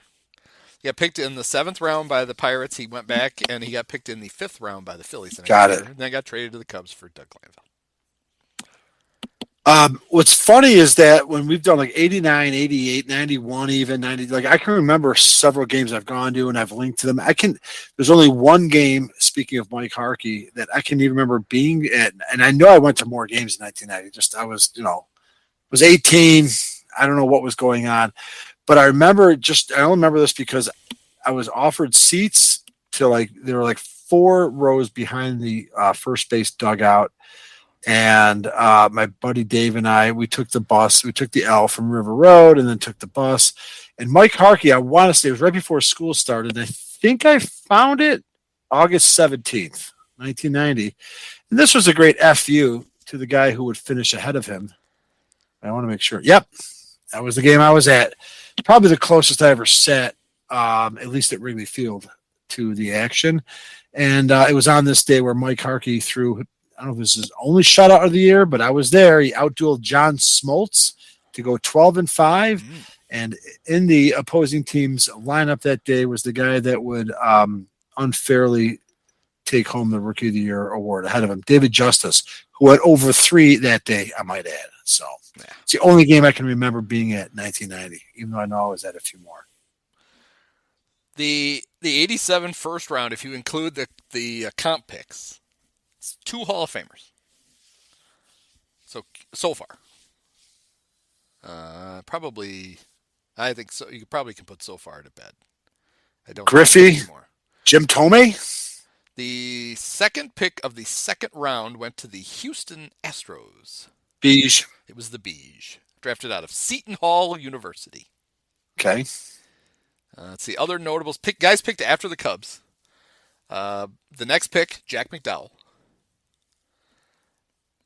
Well, that was part of when Larry Himes proved that he was pretty good with the Sox. He had McDowell in 87. He had Ventura in 88, Frank Thomas in 89, and Alex in 90. And the Cubs hired him, and he sucked. Kevin Appier went to the Royals in the 9th pick. And you said Kevin Appier was pitching in the World Series for what, the Angels that came back? Dawson hit his homer off of Kevin Appier? Yep, just mere 15 He's a good pitcher for a while. I remember Kevin Appier. He went to Antelope Valley College in Lancaster, California. That's a real college? Yeah. I thought you were joking. No. Delino DeShields, the 12th pick of the Expos. Future Cub. Chris Carpenter, Cardinals, 14th pick. Okay. Future Cub Mike Remlinger, the Giants, in the 16th pick. All-Star starter Jack Armstrong, 18th pick of the Reds. Bill Hasselman, Nope. I don't know. picked by the Rangers. Who the hell is Bill Hasselman? He was a catcher for the Red Sox for a while. Travis Fryman, 30th pick by the Tigers. Good player, good career. So let's see who else the Cubs took in '87. I'm sure it's full. Besides Mike Harkey. Oh, look at all these guys! It was a veritable who's who of future Cub All-Star teams. Second pick was Alex Arias out of George Washington High School in New York. 6th round, Frank Castillo. Not a bad pick, Jim Fry, one of the rare ones. Blind Squirrel, something. 7th round, Kurt Russell's nephew, Matt Franco. Is that a fact? Yes. 8th round, Matt Walbeck. They would trade to the Twins. I remember that would cause some consternation. People are like, oh my God, how could you trade the great Matt Walbeck? He was drafted in '87. Came up in 03, and he would burst on the scene with the Cubs. You wouldn't believe he hit 200 with a homer and 6 RBIs. Wait, he made his debut 16 years after he was drafted? 93. 93. By the way, the aforementioned Travis Fryman was a good ball player and very close to the Hero Baines bar, 34.4 WAR. Oh, how about this? Oh, Matt Walbeck traded on November 24th, 1993 with Dave Stevens for Willie Banks. Oh, see? We talk long enough, it all comes His number one similar batter of all time, Gabor Paul Baco. Son of a bitch. Also on the list, White Sox star George Fabregas. I remember George Fabregas. Current Padres manager Bob Melvin. And that's about it. And most similar by age, at age 29, he was Mike Matheny. Congratulations, nice. Matt Walbeck. With the concussions and in flesh wounds and real estate deals too. Yes. In the 37th round, the Cubs selected he was listed as a right-handed pitcher. This is the same guy. Okay, he's listed as a right-handed pitcher out of Providence High School in Burbank, California. He would make it to the big leagues for another team because he didn't sign at third base. And I believe he did eventually sign with the Cubs. Did he ever actually play for them? I think he was like a spring training guy who never showed. That was Jeff Cirillo. Oh, wow. Cubs picked him in the 37th round. He actually was pretty good for the Brewers. He hit 326 in 1999 for the Brewers. He signed a huge contract with the Rockies. And everybody thought, oh, here we go. I mean, obviously, you put him in that park. The thin air. The home runs are going to start flying. His first year with the Rockies, he hit 326 again with 11 homers. Then he hit 17. Then he so he was pretty good with the Rockies, but then did he get traded to the Mariners? Or the Mariners, and he was terrible. How did he get to the Mariners? Yes. He was traded with Brian Sweeney. No, I'm looking at the wrong one. He was traded to the Mariners for Brian Fuentes, Jose Paniagua, and Denny Stark. And with the Mariners, he hit, I love doing this live on the podcast, 234 in 2 years, with 295 on base. We're talking Jeff Cirillo, who was drafted in '87. Jeff Cirillo, yep.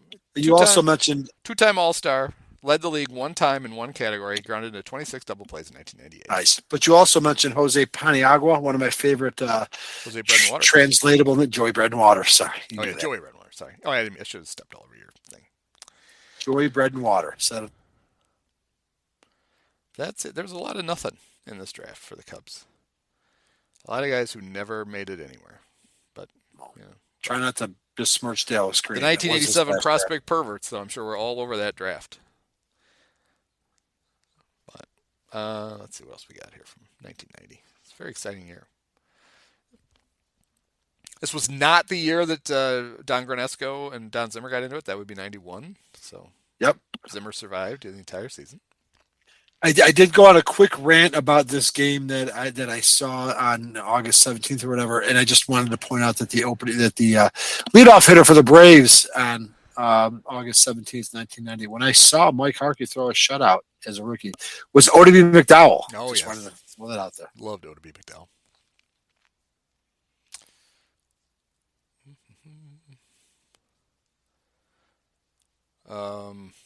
Also, Ron Gant in center field. That seems like it should have been fun to watch.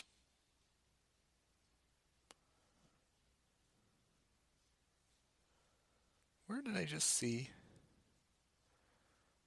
Oh, it must have been on the full season roster.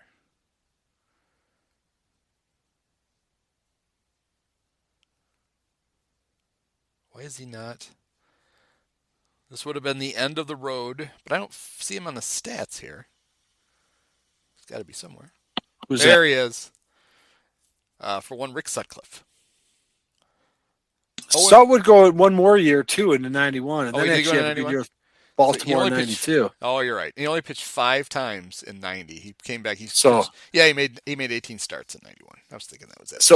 So he was pretty much done after 89, I guess. Well, but he bounced back. He had a good year in Baltimore in 92, I know. Yeah, he won 16 games. He lost 15 games. Led the league in starts, 36, and led the league in earned runs allowed, 118. But he was 16 and 15 with a 447.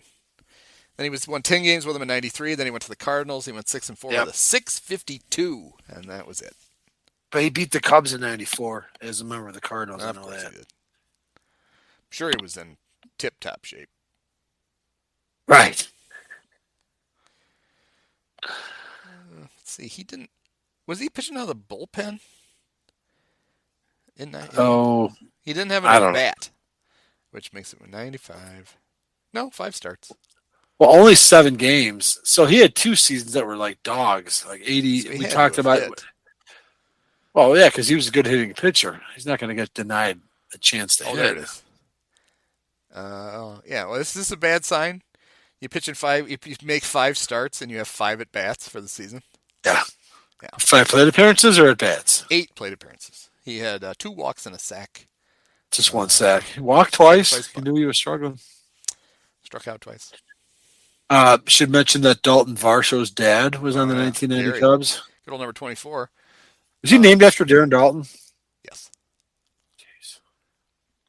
Yeah, they were teammates on those World Series Phillies team. Oh, I didn't know Varsho. Right?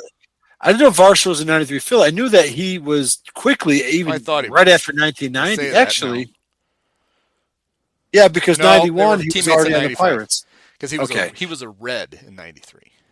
But Varsho was a big Pirate beginning the next year because he had a big hit against the Cubs in that heartbreaking early season series when Dave Smith kept blowing games and Dawson kept hitting grand slams, and then became like Jim Leland's pet. And that's what, He had a good year for him in 91.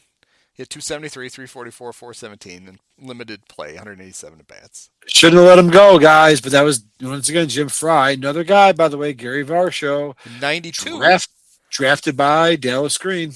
92, he had 222, 266, 370. He wasn't very good. No, he was pinch hitter extraordinaire. Did they let him go in favor of? When did Dave Hansen show up? That was 97. Oh, yeah. Dave Hansen and Dave Clark. The only good thing the 97 Cubs had going on were 2 really good pinch hitters. Yep. Yes. Hansen was a good pinch hitter, even for the Cubs. So was Dave Clark. And they're on the same team. A shitty team that had 2 good pinch hitters. Dave Hansen in 97 hit 311, 429, 450 for the Cubs. Wow. Yeah. That tracks. And then he didn't play in 98. But just quit the game because and then he came back. He must have got hurt. Could be. Granted free agency after the 97 season and signed in January of 99 with the Dodgers. He got traded in 2004 for Jeff Cirillo. How about Just keeps coming full circle. And then he came back 2005 with the Cubs. He signed on February 15th, and he was released at the end of spring training, so he never played for him. Okay, that's probably why I forgot it. One of those, But spring training. Gary Varsho is from Marshfield, Wisconsin, and went to the University of Wisconsin Oshkosh. He was a 5th-round draft pick by the Cubs in 82. 82. Yeah. Another Dallas Green pick. I guess he started in 88, so only 6 years. That's not terrible. It's not great. It's not terrible.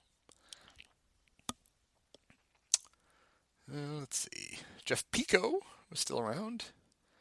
He made 8 starts, 31 appearances. Got a couple of saves. Big saves, I'm sure, when they really needed them. Definitely.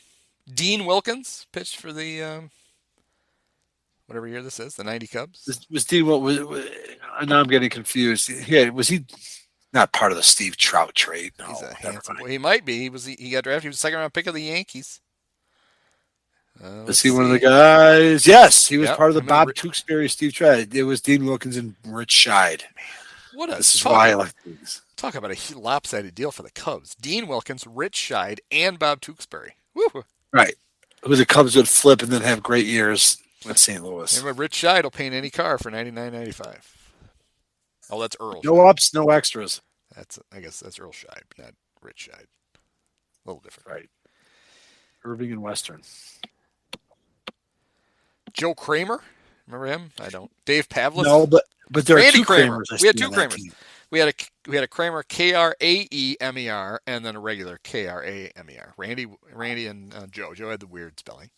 Right, they had both kinds of Kramers. Yeah, whether you need them or not. We had all kinds, whether you need them or not. Oof. One of my favorite utility players of all time for the Cubs, Domingo Ramos. Sure. Yep. Sunday Ramos. Good old number 15. He and Curtis Wilkerson, they were the utility backup infielders that made '89 run. Let me tell you. Domingo had been a star for the Mariners before he came to the Cubs. Consecutive years with the Mariners, he hit 185, 196, and 182. So good job. Which, of course, actually did make him a star for the Mariners in the 80s. But in '87, 311, 336, 427 in 103 at bats, not games. He played 2 years for the Cubs, and they were probably the 2 best years of his career. In 2 years for the Cubs, he hit 264, 338, 323, which is not great. And then nobody ever wanted him again, so he had to retire. Poor Domingo. Yeah, but I pretty much will always have warm memories of Domingo because he was an '89 Cub. Like I said, he kind of held down, much like, Ramon Martinez and I don't know who else on the Dusty. He was the nondescript middle infielder. He and Kurt keeping Sean and Ryne nice and refreshed. An outfielder the Cubs had very high hopes for made his debut in 1990. He was a tall, lanky, line drive machine. A former first-round pick. From the Cubs? A first-round pick of the Cubs? Yep. Son of a former major leaguer. Why the hell am I blanking on that? I have to look at the roster and cheat now. Son of Dave May. Oh, yeah. Well, I did mention Derek May. Oh, you did mention Derek. The Dallas Green pick that actually was okay like by 91, 92, and then he fell off. And I remember kind of heckling him once, like 96, when he was still hanging around. Like, what a disappointment he was. He just never hit for any power. Yep. He played in the big leagues for 10 years. He had over 2,200 at bats, and his career high for homers was 93. He hit 10 for the Cubs. It was his best year. 10 over 77 RBIs, 295. He also hit for good average. It took a beating towards the end when he was a part-time player. So his career average 271. He probably should have been closer to in the 280s. Right. But he wasn't anything special. Nope. And he was not he wasn't a good defensive outfielder. He wasn't fast. He was just out there hitting line drives and getting singles. Like, great. Thanks for nothing. Still another Dallas Green pick that had like 500 plate appearances at least. Won a few games, but there's not much there. Let's see. Scrappy little infielder Greg Smith made his. Nope. Don't remember him. He had played 4 games in the '89 Cubs. He only played 18. He was nothing. That's about it. Not a lot on this. Yeah, like I said, it's kind of weird that they're so forgettable, coming as they did on the heels of such an exciting young team. And I think we did 88 where we talked about, oh my God, this team is on the rise. Like Dave Martinez has got an 800 OPS. We've got Palmeiro as an all-star in left field. We've got, Bud Dunstan's finally coming around. Damon Berryhill, this big catcher, and like there's a lot of hope in 88. And then it kind of translated in 89. And like just as quickly, it was, and I think as we discussed in 88, what we didn't know at the time was that Jim Fry was busy dismantling the whole sort of infrastructure. And I think 1990 was like the first sign that, oh man, are we on the right path? Are we in denial that because Dallas Green has now been gone for 3 years that we're off course? And of course that was true. And then it all came crashing down when Jim Fry was given an open checkbook after the season and then failed famously. And then it cost him his job when, to sort of make up for the sort of falling off the course. They signed all those free agents and it didn't work. And then it's like, well, do you have any rookies or do you have any prospects? No. And it's just, and that was back to square one. It was really pretty much had turned to dust by now. We just probably didn't grasp it at the time. It was just, it's a mediocre season. Maybe Walton will come back next year in shape, and just wasn't the case. Yeah, it's weird. If you went into the season, you're coming off a division championship, and he told you before the season that Mark Grace would play in 157 games, Ryne Sandberg would play in 155, Sean would play in 146, Andre would play in 147. And then you were going to get 35 starts out of Maddox. You were going to get 29 starts out of Bilecki. And Mike Harkey was going to come up and have a good rookie year and give you 27 starts. Yep. And your bullpen was going to stay healthy. You would have thought, well, we're going to be pretty good. But they just were bad. I mean, no. So Jerome was bad and hurt. Dwight didn't have a good repeat year. Sutcliffe got hurt and barely pitched. They also didn't add anything. They just ran that back. I mean, it was like, well, we're going to have a whole year out of Luis Salazar. Yeah, is that good? And Lloyd McClendon was probably in the plans. Yeah. Like Lloyd was a total lightning in a bottle. Lloyd McClendon had been around like 6-7. He was a Cincinnati Red, I think. He was like a 30-year-old. It just found the fountain. He had his one good year in 89. It was fun. He was, it was great, but much not to compare it to Gary Gaetti and 10 years later, but it was like, you're right. They didn't, Jim Fry's, I don't know what he would have been thinking. There was they didn't acquire any veteran of note to add to this team. There's everybody on here was on the 89 Cubs. Yeah. Or they're rookies. Like, was this Doug DeCenzo's first year?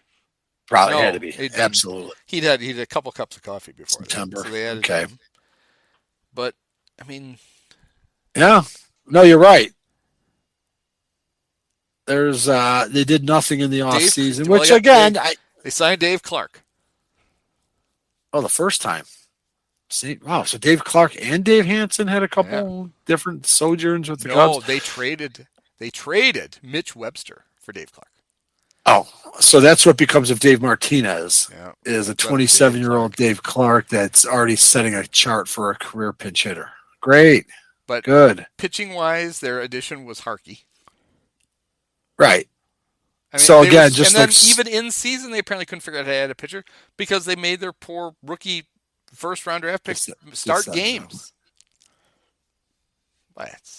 It's not a very well-run anything. Well, in some sense, it's like, well, Fry had the division winner ill-gotten because it was Dallas Green's handiwork, outside of plugging in, a Luis Salazar trade and getting Mitch Williams, which, again, mortgaged the future. Fry, that team is Dallas Green's team in 89. It's all his young prospects all over the field. So Fry's like, well, run it back out, even with the rotting corpse of Salazar at third. And Smith and Walton did have sophomore slumps or whatever, which can be expected from time to time. It was just not a memorable season at all. And then in the big picture, it was more a sign that things were just going to get worse. Yeah. Yay. We didn't mention who's the name I just spotted that we didn't actually mention today, but we mentioned him. Oh, Steve Wilson, the Canadian, 1990 Cup. I think we're done now. He made a bunch of starts, right? Oh, you're right. Bad sign. 15 starts. Oof. Yeah, well, like you said, Sutcliffe was pretty much outside of his death rattle in Baltimore. He was kind of done. But, we already did this season, but in 91, They say, all right, here we go. We're gonna turn catcher over to Rick Wilkins. We're gonna sign George Bell. No, but Wilkins came up mid-season. The opening day catcher in '91 was probably still like right? Yeah, or Gerard or Barry Hill. They might have still had Barry Hill. I don't think they gave up on him yet. The big thing going after the season, like I hinted at, was that Jim Fry's like, shit, I got to save my ass. Yep. This is right before mediocrity, but this is before Tribune was like, don't spend money. They were like still ensnared by the Dallas Green aggressiveness.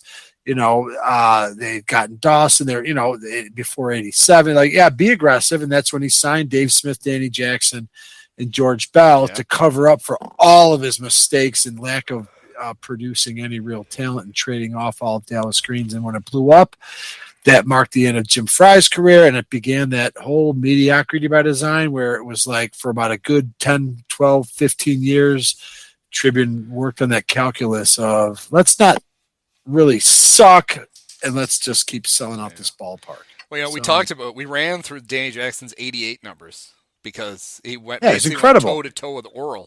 And made a good case where he could have been the Cy Young winner. The Cubs signed him after the 90 season. In 89 and 90 combined, he was 12-17 with an ERA well over 4. So how many innings did he pitch? I wonder. Total 233. Yeah, he wasn't.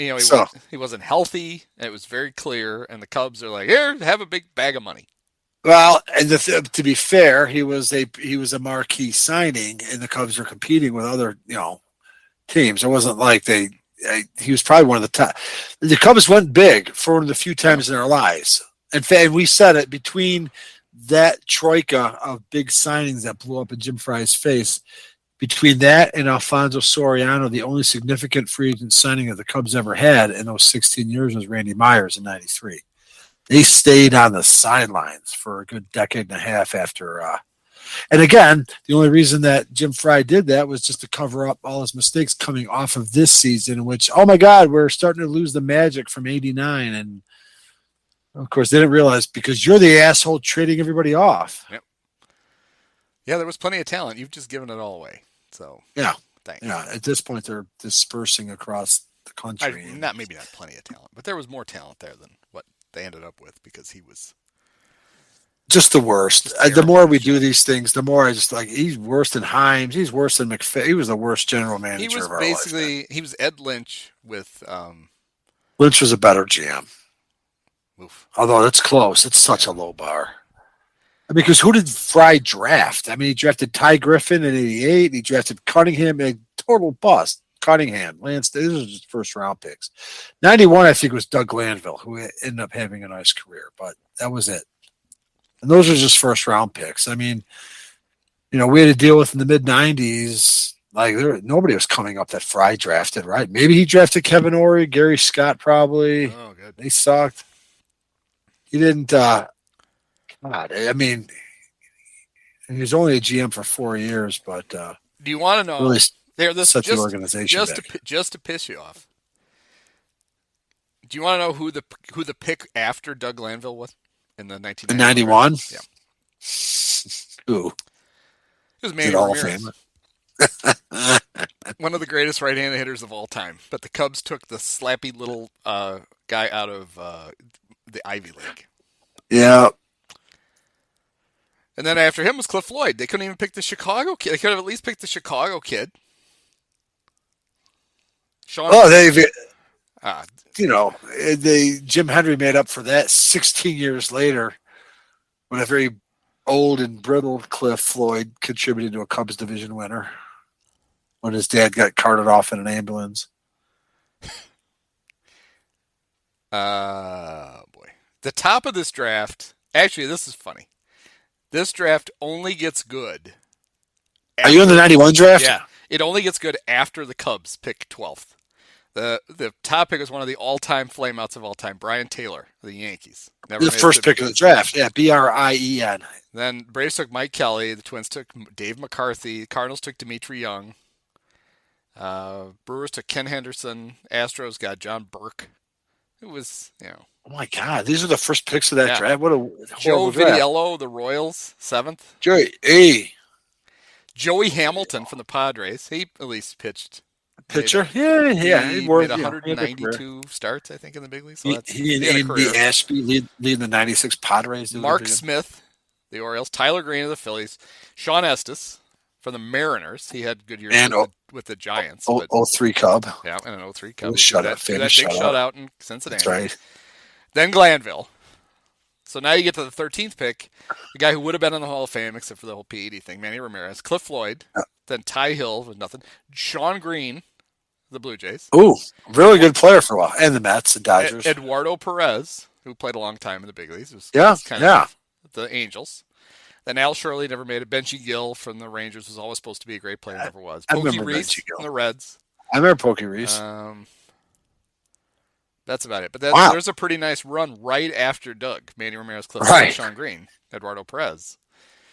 Doug not better than any of those guys, but that's who the cut. His career WAR 10.9. Manny's 69.3. Is that better? That seems better. Hey, well, at least Doug Glanville got us Mickey Moore. I mean, we're not besmirching Doug. He's a hell of a guy. No, it's right. And he had a how do you have scouts who are like, well, yeah, he's better than this Manny Ramirez guy. Right. We're going to take this guy with the pocket protector. Because Manny was like, he didn't waste like any time, right? I mean, he was. And Manny was from New York. I know he's Puerto Rican. Yeah, he's in the big leagues 3 years later. Yeah. And 5 years later, he's hitting 31 homers and 100.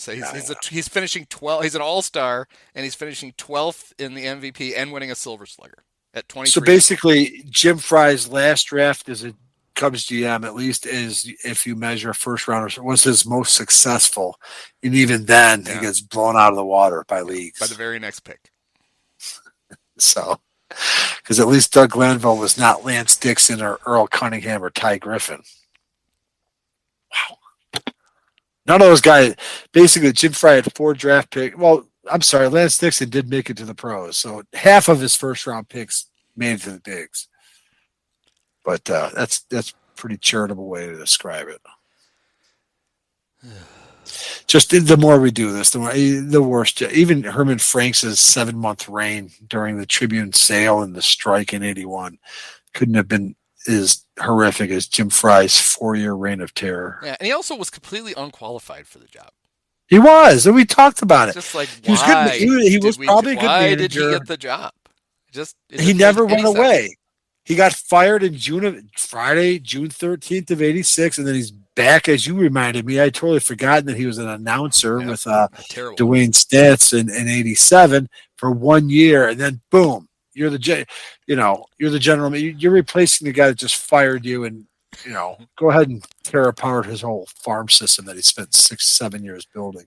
And then he hires. I mean, as much as we have affection for Don, right? It was very uninspiring. He's a moron. Right? I mean, he was a moron. Yeah.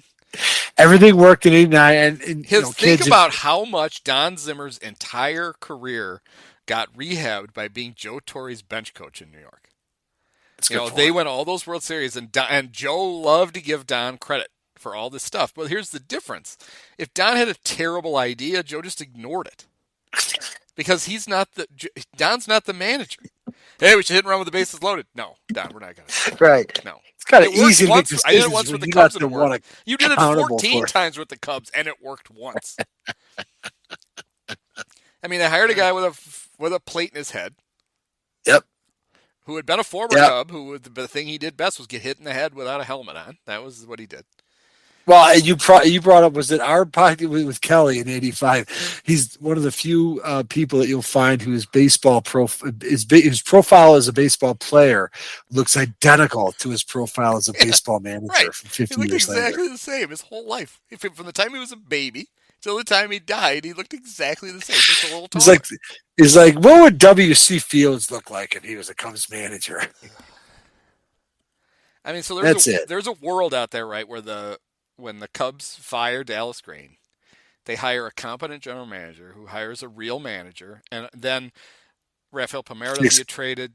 takes all that young talent that's flowing and up then from they Iowa. don't mess up their scouting system. Right. They leave it intact. Build a team around Sandberg and Dawson right way. And then they probably find a way to keep Greg Maddux. Yeah. Yeah. I mean, yeah, I know. It really is. The more I mean, I've thought about it for years, so it's really the whole not thing could have been different. But then, there's also the thought that, if the butterfly flaps its wings and whatever, and all it's not linear. Then the 2015 to 2019 Cubs never happen. Right. Yeah, I'm just glad we're doing this podcast after 2016 where it did happen, because if it didn't, this could really be a torture. Think how depressing this. Right. It might get more listeners if you have a lot of, if you market it towards. I mean, this is a thing for another. We could probably figure out how to remember this crap about this, but if they don't come back in Game 7, it's one of those. I mean, honestly, we just wouldn't be doing this. It's one of those things depressing. If they hadn't won, I mean, it's like if you ever had a near-death experience, or like things where you don't even like to think about, you don't even want to go back in your head and think about it, because it's just so like, yeah, because in my head it's like, all right, well, like it would have been better then if they just lost in 5 games. Like when I walked out of Wrigley Field that Saturday night and they're down 3-1 after Lackey shit the tub. All right, well, at least we made it to the World Series. Yeah. To come back from 3-1 and then have a comfortable lead before David Ross and his old balls start frittering it away, and Madden kind of brain farts, and then like if they blew it after the Davis homer, I don't know. It's like I shudder. I just shudder to think, like, Jesus Christ, I don't even care how they did it. They just did it. So much easier to look back on these seasons, because I don't think I could do it if they didn't win in 2016. But it's funny. I don't think I could I mean, you think of the Bears. They only won the one Super Bowl, but you can't even conceive of something that happens where they don't win the Super Bowl that year. Right. I mean, they beat the shit out of everybody. You didn't have to worry about that. There's no question. Other than Peyton's fumble in the first quarter. I mean, I guess you could make a case that what if the Patriots don't upset the Dolphins and they do have to face the Dolphins again?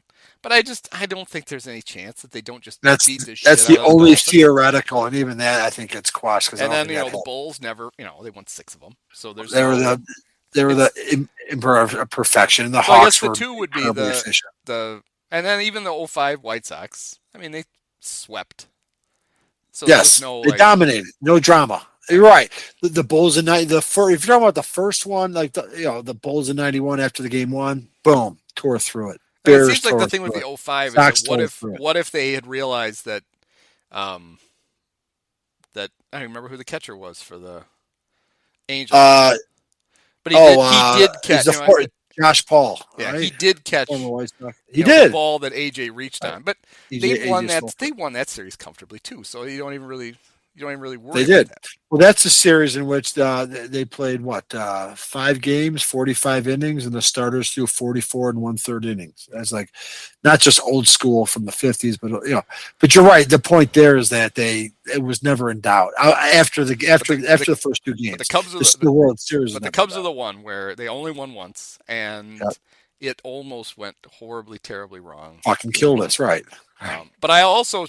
I only get into the what ifs now, looking back now, as to how it's like, well, shit, it just would have been depressing, because it all would have ended with a big wet thud and they wouldn't have won anything. Right. But, the whole idea, well, they only won 1. Yeah, well, I mean, they won. We didn't. So it's like the 85 Bears. It's like the 85 Bears, which we didn't want, but it still beats not winning at all, so I'll take it. Right? Yeah. I mean, they did win it, right? I didn't dream that. Yeah. This is not like Bobby Ewing. It's not a Bobby Ewing Dallas season. And they're loaded now. Their minor league system's so good now. I mean, I think as loaded as the 1989, 1990 Cubs, though. They're gonna. They honestly. The only thing I worry about with the current Cubs is too many good players. Yeah, just too many. It's true. Yeah, not even gonna know what to do with all of it. They probably should petition the league to add a third team to Chicago, and half the prospects can go there. Put them in the American League, and then those Cubs can play the other Cubs every year in the World Series. That's how they're there. Because that's what everybody says. They can play in an empty Soldier Field too. Oh, that was on the Hogan Johns podcast. I haven't listened to it. Hogue is a Sox fan, and they were talking about the rendering, Lori Lightfoot's renderings for the new. How they're going to fix Soldier Field. The too little, too late renderings from like a week and a half ago. Yeah, and they were basically saying, well, I mean, obviously the Bears they've long ago made up their mind, and they should. They're going to Arlington Heights. That's fine. They should. So he's like, well, what if maybe the White Sox could move in there? Think how awesome that was Hogue. Think how awesome it would be to have have that. That's like, all right, well, okay, well they're gonna have to strip out like 35,000 seats, or otherwise that's a major reconstruction. You can't fill the baseball-sized park that you have. What the fuck are you gonna do with that? So don't worry about it. It's also not, I don't even know how you would even contort Soldier Field so that you could. Oh my God, like baseball diamond in it. Just like even if you could and be cost efficient, weeknight baseball games constantly just a little bit south of the loop. Yeah, it'd be a nightmare. I mean, it's bad enough on Sundays when nobody's going downtown. Otherwise, so yeah, no.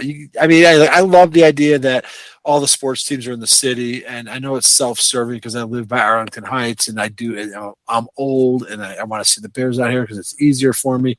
I've always felt it was cool that all the teams in Chicago were actually in the city limits, but seriously, you're that close to downtown. It's just tough. It's just, right downtown. And there's no east side. It's all water. You can only get there from, three directions. So. I mean, the reality of it is the reason that it's kind of ridiculous, right? That the charter franchise of the NFL never had its. Maybe they did in Decatur the first year. They've never had their own stadium. Ever. No clout. Yep. And they've always been a tenant somewhere. Mm-hmm. And that's because of that. Like, obviously, say sometime in the 40s or even the 50s, they had built a stadium in Chicago. But they never had any money. They couldn't fucking do it. That franchise was run on a string until like 15 years ago. Pretty much. People don't, and I heard somebody going on about, well, once Virginia's gone, they're probably going to sell the team, and it's probably no, they're not. No, not anymore. They wanted. Whichever revenue stream. The grandkids wanted to sell that team. They wanted to force a vote. They wanted to do all this stuff because they never could get any money out of the team because they were literally hand to mouth. And then all of a sudden, the NFL signed a huge TV contract, and now the fucking money pours in like you can't believe, and the grandkids do not want to sell because they all get money every year, and they're like, "No, this is fine." It's probably the great grandkids like, "Wait, hold on." It's like it's their kids now. Keep it. No, this is good. This is a freaking cash cow. And so here they are, finally, 102 years after they got founded. Yep, they're finally in a position where they can build a stadium. Right. And you can't go into a major metropolitan city now, especially Chicago, and just build a football stadium. There's no place to put one. So you end up having to go to Arlington Heights. Yeah. So it's not a tragedy that they're going to have to move out of the frickin' city.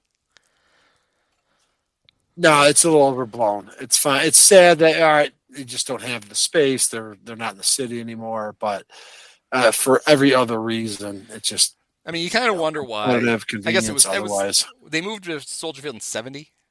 Is that right? Yes, after the '70 season. '71 was their first season. Yeah. And that came with its own set of, it's a historical monument. You talk about Wrigley being a federal landmark. Soldier Field has been forever, because for the longest time, it was the only monument to the soldiers of World War I anywhere in the United States. So you couldn't just tear it down and start over. I mean, think about the hoops they had to jump through when they did it 20 years ago. Right. That's why you have the spaceship on the crown. And they didn't want to move there. Nobody liked Soldier Field. Soldier Field was sucked when they moved in. I've talked about that. My dad never has anything good to say about Soldier Field, and it was very disheartening. It was remote. It was not friendly. It was hard to get. After Wrigley Field, it was an absolute drop off. And I don't even know, was part of the reason they had to move there because, I mean, Wrigley's way too small. No, the league, it was too lights, small. Right? But didn't they also need lights? It wasn't lights. It was just size. When did Monday Night Football? Because Hallis really wanted to go to Dyke Stadium, but then the Evanstonian NIMBYs wouldn't let him sell beer. So he kind of had to settle for Soldier Field because it was slightly bigger. And it was simply the league forced him out of Wrigley Field. It was not his decision. He would have loved to have made more money, but there wasn't that much opportunity around. And again, even though he was the goddamn founder of the league and, Hall of Fame player, Hallis did not have enough clout.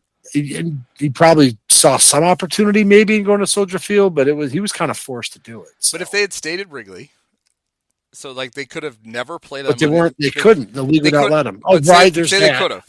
They could have never played on Monday Night Football. Yeah, they weren't going to be on Monday Night Football. They were so bad. But yeah, you're right. Because that started in 70. Yeah. That's one. I don't know if that was I never thought about that. I don't think Monday Night Football was in its infancy, so I don't think Roone Arledge is really say they had ready stayed. We'd have had the same shit. Actually, right. Maybe they could have helped the Cubs get lights early. But the league did force Hallis out because Wrigley Field was too small. Yeah. Soldier Field was like 10,000 bigger, even though it's still relatively small by NFL. Yeah, because what did Wrigley seat for football? Because they put extra more than baseball. It's about 45 probably. Yeah, maybe 50. Well, it's ironic, right? So when they remodel Soldier Field, they cut the capacity. 62? No. Isn't that what it seats? Yeah. Maybe they shouldn't have put lights on it. Could have saved some money there. There were no lights. That's fine. Yeah. Well, it took Dallas Green 8 years. But think about it. So even if you stay in Wrigley Field, you can't even be the late game. You have to be. Certainly not after Halloween, right? You have to play at noon. September. Yeah. I mean, the TV networks eventually would have thrown a fit. I never thought about that. I don't think it was lights per se. Hallis was forced out. But it was obviously would have inevitably become that. It would have been a huge. Yeah, well, it would have been a bigger issue for the Bears and the Cubs. The NFL would have been like, all right, you got to get out. I wonder if they could have done the thing. Remember, Notre Dame didn't have lights forever. And so, like, if CBS wanted to have a late afternoon game, CBS would have to bring the fucking lights and put them. They would pay for the portable lights. Yeah. Absolutely. That's a great point, actually. If in an alternate universe, if the Bears stay in Wrigley, 85 Bears, that happens before lights. So, lights came in 88. So, but yeah, that was taken care. Maybe they anticipated it. I think it was mostly capacity. But to your point, though, it is fascinating that Hallis, with all of his clout, was kind of bullied around because he didn't really have it. He just had football. He had the team, and he didn't really, his family, his idiot grandkids have some clout. They'll probably screw it up. Yeah. But I mean, I guess you wonder then, would it have been? Would they have had to work out a deal with the White Sox? And maybe Comiskey becomes a dual-purpose baseball stadium. Nobody wanted that by then. No, we've gone away from that. You wanted your own stadium. That would have been the opportunity, though, because Comiskey was supposedly the last of the cookie-cutter stadiums. I don't think it's expressly designed for football, but they've had NIU games. They could. Well, Sox could have done, or Bears could have done that. Yeah, maybe. Because they don't have to worry about it. When they build the Vajpakaski Dome, it's going to be amazing. Well, we started on football and we ended on football. That's right. People are like, what the hell podcast is this? Ball is in the air, guys. And the 1990 Cubs are very much, in general, kind of how I feel about the current Cubs. Just not that interested. But I think we picked it over pretty well. So, all right. Well, thanks, Mike. Thanks, Andy. Many of us have herpes.